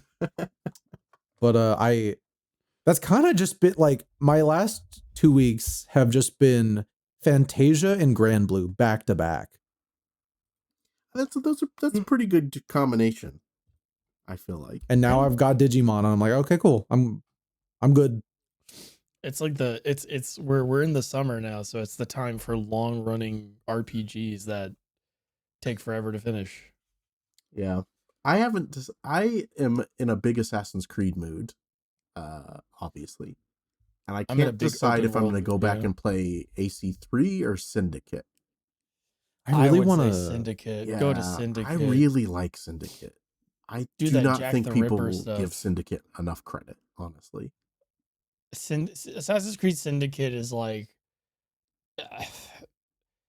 it's such a beautiful send off to the classic formula of Assassin's Creed. Mhm. I very much enjoyed it. I've really wanted to go back to Shadows, but every time I have to, like, I want to replay it, I have to think, oh, this is like 100 gigs of game, and I have to clear a bunch of space off my Switch. I'm playing it now, and it's 112 now with everything. I just installed Jesus it. Christ. It's a At least on much. PS5. Speaking of like those big games, the one thing I've been playing the most of, it finally clicked for me, is Cyberpunk 2077. I've tried to play that game multiple times, and I finally on this playthrough, something clicked in my brain, and I think it's because this time around, I did not try to play a hacker, a decker, a netrunner, whatever you want to call it. I'm playing like a stealth bruiser type guy. I'm playing a monk. I created a monk class out of like the stuff in the game. And that's been a ton of fun with a bunch of mods. And wow. I think once you get past the fact that the game can be a little buggy, or is a buggy mess, or like, past the reputation it has, past like the complaints about like the way they've taken the punk aesthetic and stuff like that, like I understood Cyberpunk to be sort of like a pastiche of like punk aesthetics and the cyberpunk genre as a whole. Like I thought it sort of misunderstood it for a little bit.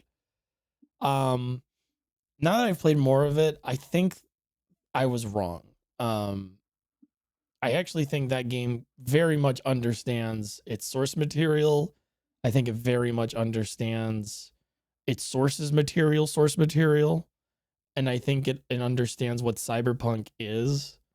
And like, I think a lot of people get hung up on the fact that Cyberpunk is a game that looks cool or like has like cool stuff in it, and like don't realize that like the weird dissonance between people looking fucking cool and like the nature of why they look like that is sort of the point of Cyberpunk, Yeah. in that you have lost your identity to becoming a product. You are a walking logo, you are a walking symbol of consumerism, and you cannot escape it. It is integrated into your body. Like you are, your punk values, if you have them, are constantly at odds with the nature of your existence. And that is like the dystopia, right? And that game understands that incredibly well, because every single mission in that game, like every like single mission with like fleshed out characters and like I guess like main story stuff, we'll just say, right? Like every single one of those is about somebody who is losing some aspect of themselves to the world around them, or like they are losing some sort of thing that makes them feel the way they are, like it makes them like connected to something. um and like I am thoroughly impressed. Why does Regina Jones have the most jobs in that game? Why does that woman constantly call me? She's the least How many interesting things of all the fixers. Yeah, also that, like I feel like they thought you wouldn't do anything after the Watson lockdown gets lifted. Like I straight up think they thought players would like, or I guess maybe they wanted to, because at the start of the game the first area is closed down, right? It's the only area you can be in until you do like a certain main quest, and then after that after like the conceit of the game is revealed, then you can go anywhere. But like I think they thought players would like hang out in there and just do everything they could in there before moving on. I did not do that, but now I'm doubling back and doing like the little gigs and stuff, because I just feel like playing around in the world now, because I'm like full on sim mode. And wow, she has like 23 gigs, and then like the lady in the neighborhood under her has like 9, and I'm like, and she has all the cyber psycho missions. And I'm just like, I'm tired of hearing this lady. Sometimes I accidentally call her after a mission, and my friends and I, this happened to them as well when they were playing it. All of us have her fucking like hang up call line stuck in our heads, which is "the media lies," and she says it exactly like that. And like every time she calls, I just start going, "The media lies." Oh, the media lies. But that game's great. A lot of more non-lethal options as well than people give it credit for. I'm actually really surprised. Like the game tracks like where an enemy gets hit and how much damage they receive in those parts. So like even if you hit an enemy in the head with like a throwing weapon, it doesn't necessarily mean they're going to die. Some of the cyber hacking stuff is non-lethal too. It's really cool. Like I've been thoroughly impressed with Cyberpunk this time around. A lot of stuff that I kind of missed the first couple times are really hitting really strongly, and I'm quite happy that I can finally add yet another Cyberpunk thing to my list of reasons why I love Cyberpunk and good examples of why Cyberpunk is awesome.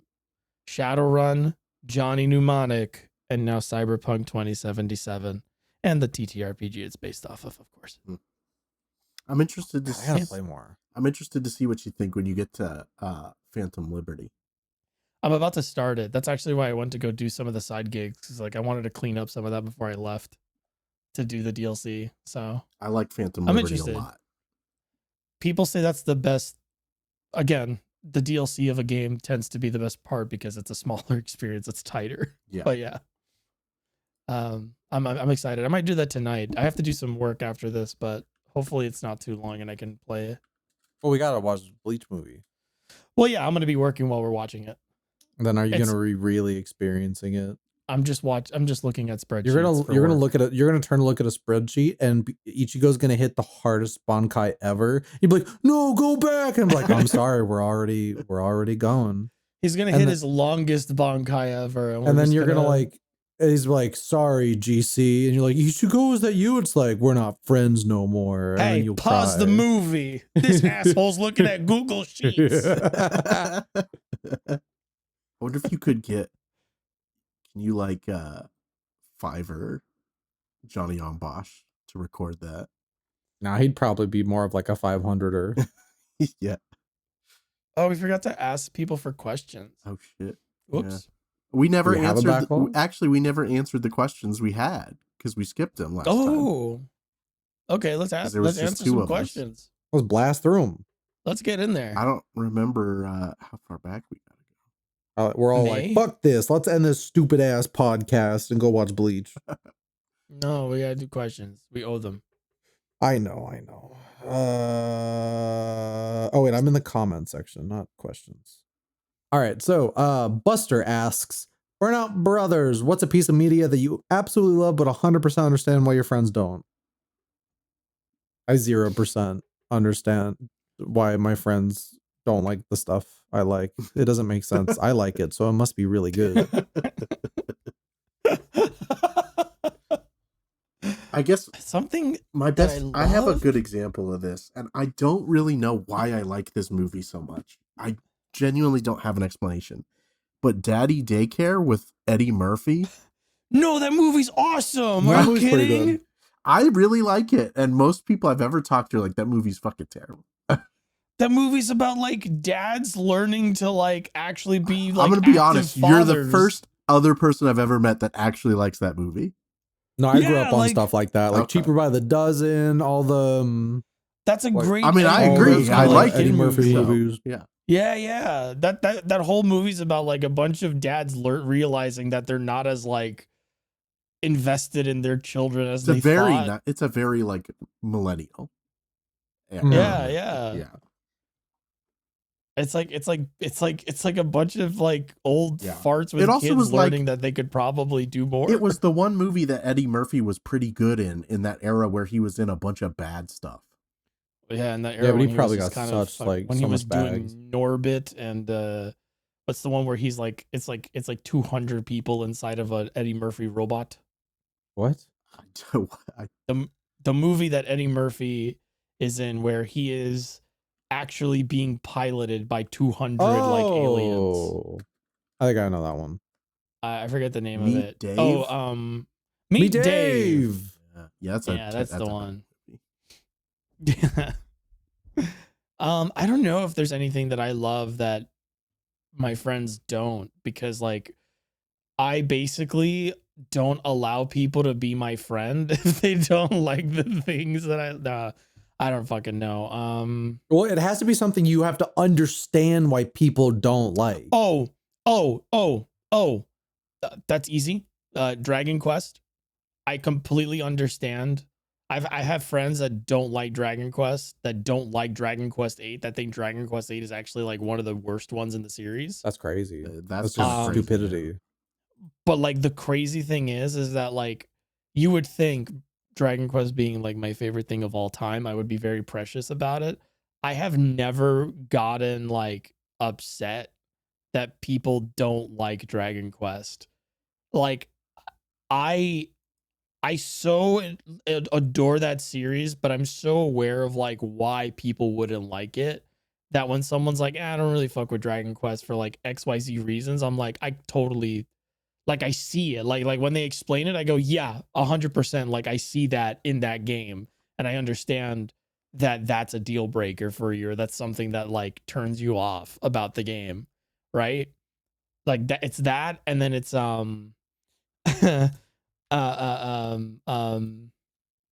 Bethesda games. Yeah, Bethesda games, yeah. Similarly, I I was like going to say Bethesda like games. Dynasty Warriors games. Like Also, I love that, Dynasty yeah. Warriors, See, but I know why people don't like them. I get it. See, but all those are Yeah, awesome. yeah. So I I'm agree. like, well, besides Bethesda, but like Dynasty Warriors is so awesome. So I'm like, why would I? Like, I just Some don't people get think it. it's monotonous and boring and Yeah, repetitive. but then you talk to them and they're like, I've been getting really into Gotcha. smoothies lately. Smoothies. Actually, you know what? Getting into smoothies is awesome too. No, Smoothies all are right. No, I got you. I made I've up been a way. I've been getting really into growing fly paper. You know, like the paper that catches flies. I've been getting into beans lately.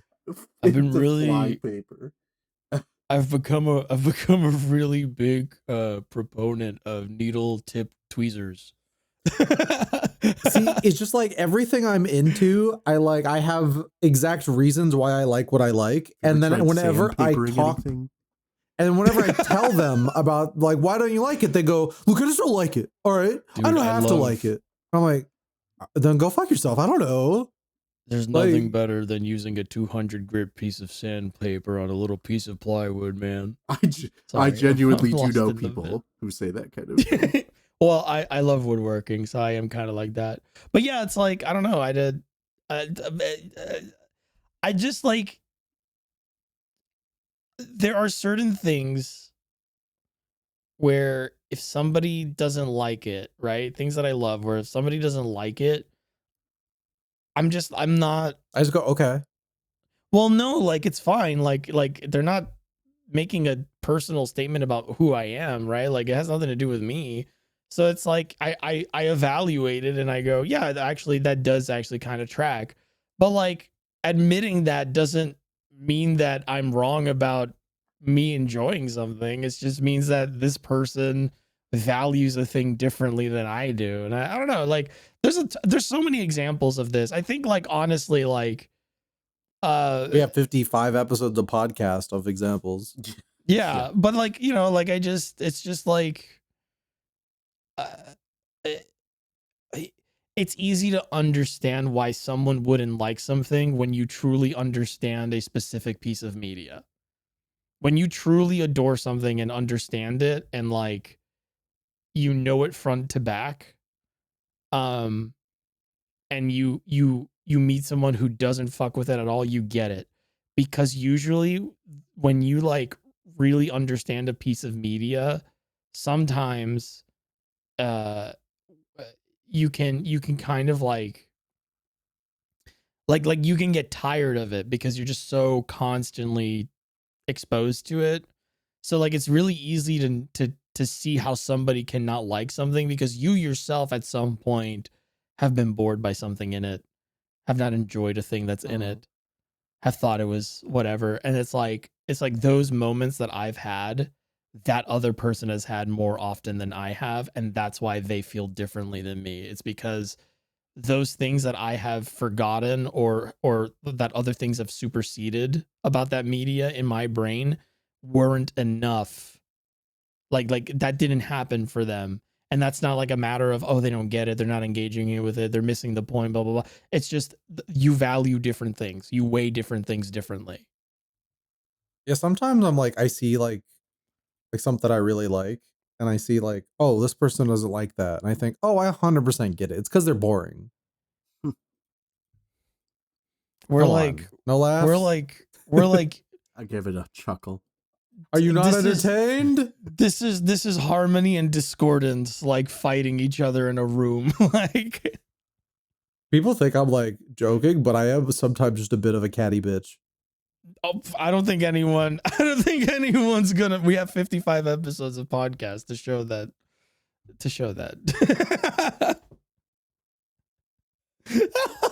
Hey, look, sometimes people are too boring to appreciate the Etrian Odyssey series. Like it is all their fault. And you can't control people who are wrong. No, I love playing dots and lines. It's great. I love drawing. You're just making maps. some shit up. Okay, you just said like, God, I love things that are awesome. Me too. I love things that are awesome. My biggest transgression is saying I don't like Etrian Odyssey, but I love dungeon encounters. Wait, you don't like Etrian Odyssey? Either, oh. I hate to say. Wait, what? I don't fuck with Etrian Odyssey, bro. I also tried to. I can't play Persona Q either. I just can't do it. I didn't. I just threw that one out there. I didn't think I was targeting anybody, but like, fine. I tried to fuck with it, but I don't fuck with it. It's because you just didn't play one of the good ones. Well, I was interested in trying one of the good ones, but Atlas put them all up as separate purchases for too much money. Well, we have them actually on Steam. Oh yeah, I have them now. I can do that for free now. Yeah. That's a trade because I got the Sword Art game, so you get to go play Etrian Odyssey. But like honestly, like that's not even the one I was thinking of. Fucking Etrian Odyssey Untold 2, that's the best one. Okay. And they did not bring the Untold games in that collection, which is really annoying. Ooh. Good But question, Buster. I can't get too fucking mad because they ported the fucking games. Yeah, I mean, they did something They did it with them. and they're in a really good collection. I don't know about that, but Anyway, great question. great question, Buster. Oh, great. My phone. Shuat and all that. So, okay. Speedwagon asks, Burnouts, in honor of the hand of the OG, the hand of the OG play. In honor of the hand of OG play and the fact that we we are all rooting for the Knicks won tonight. Oh, this is an old question. This was before the Knicks won. Yeah. Is there a moment you witnessed sports preferred but could be from games media that felt like divine intervention? I know exactly which one. The first one that comes to mind, Giants at the Super Bowl, one-handed catch on top of helmet to score a touchdown. Yeah. I was going to say the Falcons Patriots Super Bowl. Battles. Like the infamous 27-3 comeback. Yeah. Like an insane fucking comeback. Yeah. If you've never seen the fucking Super Bowl, the Giants Super Bowl, like one-handed helmet catch, you got to go look that shit up. That quite guy, possibly the best catch that's ever been made in the NFL. That man is psychic. That's evidence of psychic power. Yeah. Cullen, look that shit up. I will later. A recent example for me, because I'm a Broncos fan, was the Broncos-Giants game. Where they came back in like the last 5 minutes of the game, essentially, with that 30-point comeback. I want to give the... Sorry, go ahead. I was like, go ahead. I want to give the nerd answer of Evo Moment 37. I mean, that counts. Oh, yeah. I mean, of course. Granted, I wasn't there, so maybe it doesn't count. Does it need to be we were there, like in the stadium? No. You witnessed it, so you watched it. Okay. So it counts. Also, the first time you watch an insane play is the first time for everybody. It's so expensive, so most people aren't going to be in the stands. Yeah, no. Another one that I'm trying to remember. There was it's old and I don't remember who they were playing and I forget who he played for. Ginobili. There's he's a basketball player, Ginobili. It's a guy that was like he was balding. I saw him the other day at the Argentina game. That guy shaved his head finally and he looks great. Good job. There's like an old match where he goes on like a 29 scoring like spree to bring back, I forget, I don't remember what fucking team he plays for at the time. And he wins the game basically single-handedly by like going on this fucking like feral fucking like hunt for the ball. And you can just hear the announcer like first couple times he's like Ginobili with another score, Ginobili, and like he just starts like he gets way more and more excited as like the realization sets in that this guy's about to like win the match in like a miracle like a series of plays. It's great. You know what is I gotta go look that shit up recent later. NFL example actually, even though they lost in the end. Did you watch the Bears-Rams playoff game? There's a throw that Caleb Williams makes at the end of the game. It's like last throw. There's like 20 or 30 seconds left, and it's legit one of the craziest throw and catches I've ever seen in the NFL, where he gets chased by like 4 Rams defenders, and he just throws it up. Just not even looking, just throws it up into the end zone. And somehow the guy caught it, the wide receiver caught it in the end zone, and they went to overtime. Oh. In the moment, it felt like divine intervention. They did ultimately lose, unfortunately, but in the moment, still a sick ass pass. Yeah, I remember Sports Blue Sky went absolutely insane when that happened. Yeah, very good question. There's so many great. Oh, I love. If you ever watch sports, this is why I love sports. Honestly, yeah, exactly that. Sports is real life shonen for people that don't watch sports. Just go watch sports if you want like free shonen all the time, because that's all it is. Everyone's the protagonist, and they're all doing insane shit, and they all have a bankai. But like, look, sometimes you're watching a guy on a basketball team, and he's kind of like fizzled out in the first quarter, and then the second quarter starts, and he comes in, and there's a fucking look in his eye that you can tell he had like the fighting dreaming moment in the locker room, and he comes out and he's a different person. Okay. I tell people the reason I love sports so much is because the storylines that happen. Yeah. That's it. Yeah. People get kind of confused when I say that sometimes, but it's like I love the narrative around sports. That's what's so great about it. It's so fucking cool. And they play into it too. Like a lot of these athletes, like they're playing to win and they have like a goal and they're committed. And then people ask them about it and they're like, yeah, we're going to win. Mm-hmm. I'm going to win. Nobody can stop me. And like they have personalities and like, oh my God, it's so fucking awesome. There's bad guys and good guys in sports. Oh, absolutely. Like you need to understand that there are heroes and villains, and like some of them like know that they're the hero and the villain, mm-hmm. and they play into it. Like they love it. The NHL playoffs this year, like the Vegas Knights completely played into being the villains. They knew exactly what they were doing. Like LeBron James went from hero to villain. Like he had an arc. like it's awesome. It's fucking awesome. This is why we now have a sports channel in the Burnout Discord. Yes, we do. And that, Your Honor, is why I made it without getting the approval of anyone else. I made an executive decision. God damn it. I will say this World Cup has also been pretty good for a lot of big moments. Oh, it's so excellent. It's so very excellent. Exciting. I'm very excited for the Norway-England game tomorrow.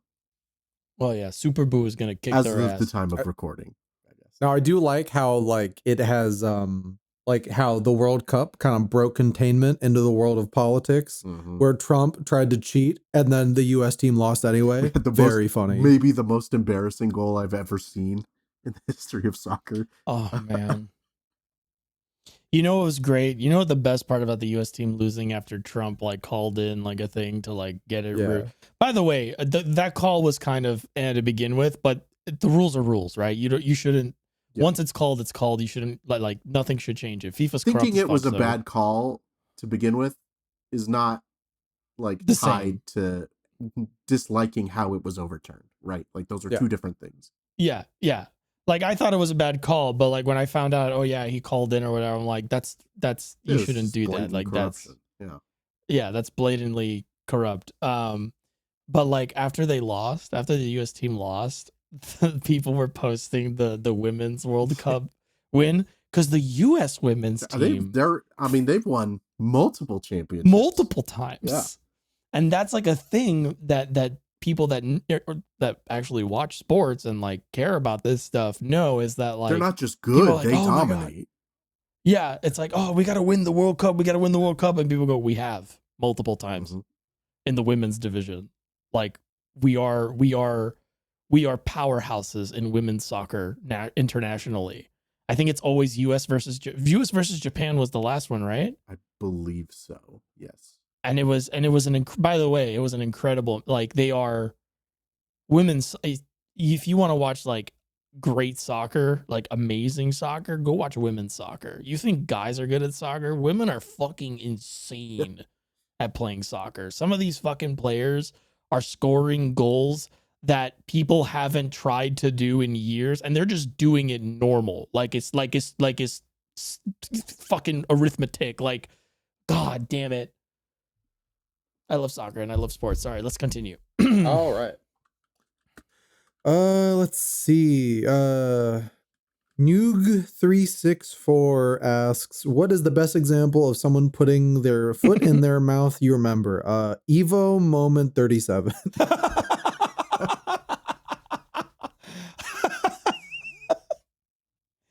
Cristiano Ronaldo not winning a World Cup. Yeah. But also, anytime I post about anything on the internet. That's a good one. I do it a lot. Yeah. But it's always good to put your foot in your mouth. I'd rather put my foot in my mouth many times than never open my mouth at all. Yeah. Well, GC loves putting feet in his mouth. To each their own. Come on, you knew. You don't like it when I sandbag you, so I'm just gonna sandbag you. You knew. You knew it was gonna happen. But like on like not related to sports, the best example of someone putting their foot in their mouth is the David Cage court hearing. Was it a lawsuit? Like when they put it was him a on the court hearing, stand, yeah. just like everything that came out of his mouth in that room. Just everything that came out of his mouth in that room. I have an example. People likely do not keep up with local Colorado politics. But if you watched Last Week Tonight, about 3 episodes ago, he had a whole segment on a gubernatorial candidate race. And we have a candidate here named Victor Marks, who apparently his big thing was that his stepfather made him kill a man when he was 7 years old. That was the big thing he said. Okay. And then a journalist named Kyle Clark, who I really like, he's a local journalist. He asked him basically a question of like, have you killed any other men in your life? And he basically said like, not on purpose. And that was all he said. So, but he also, as of today, won the Republican nomination for governor in Colorado. So, make of that what you will. He has a kind face, so I'm sure that's helping him.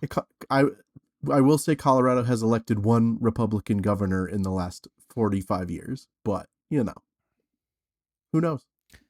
You never know. But his opponent is also a kind face. Yeah.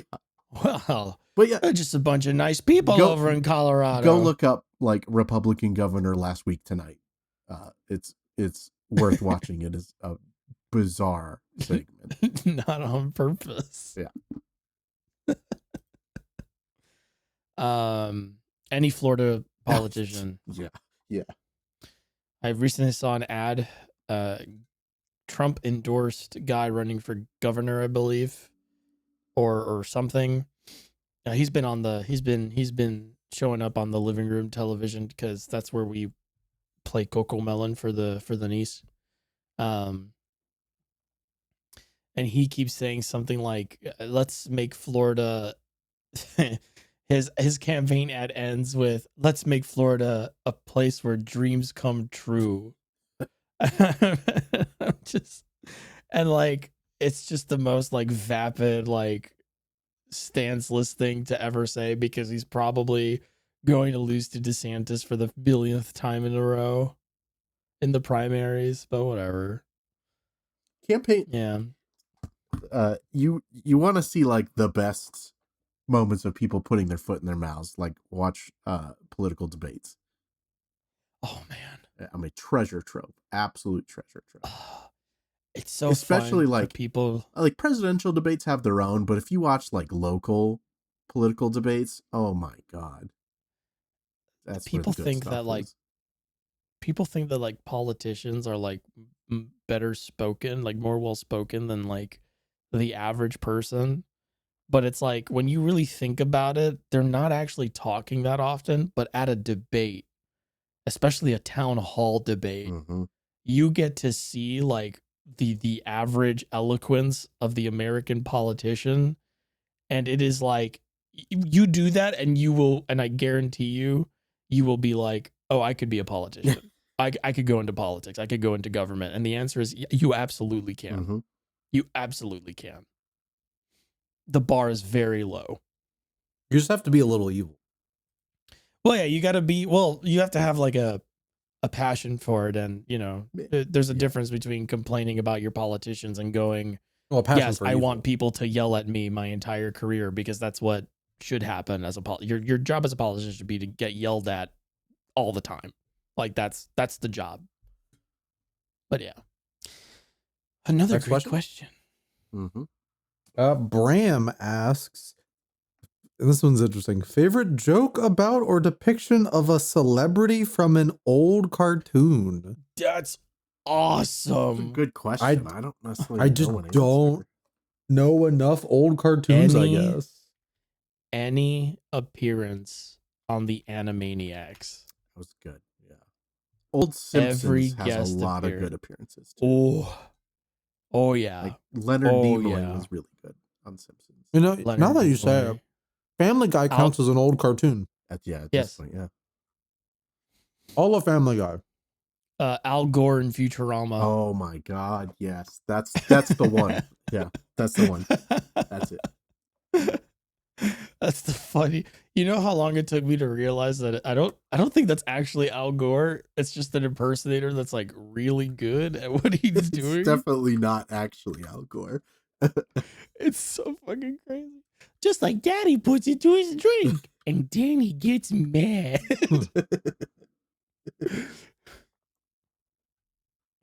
Oh, fuck.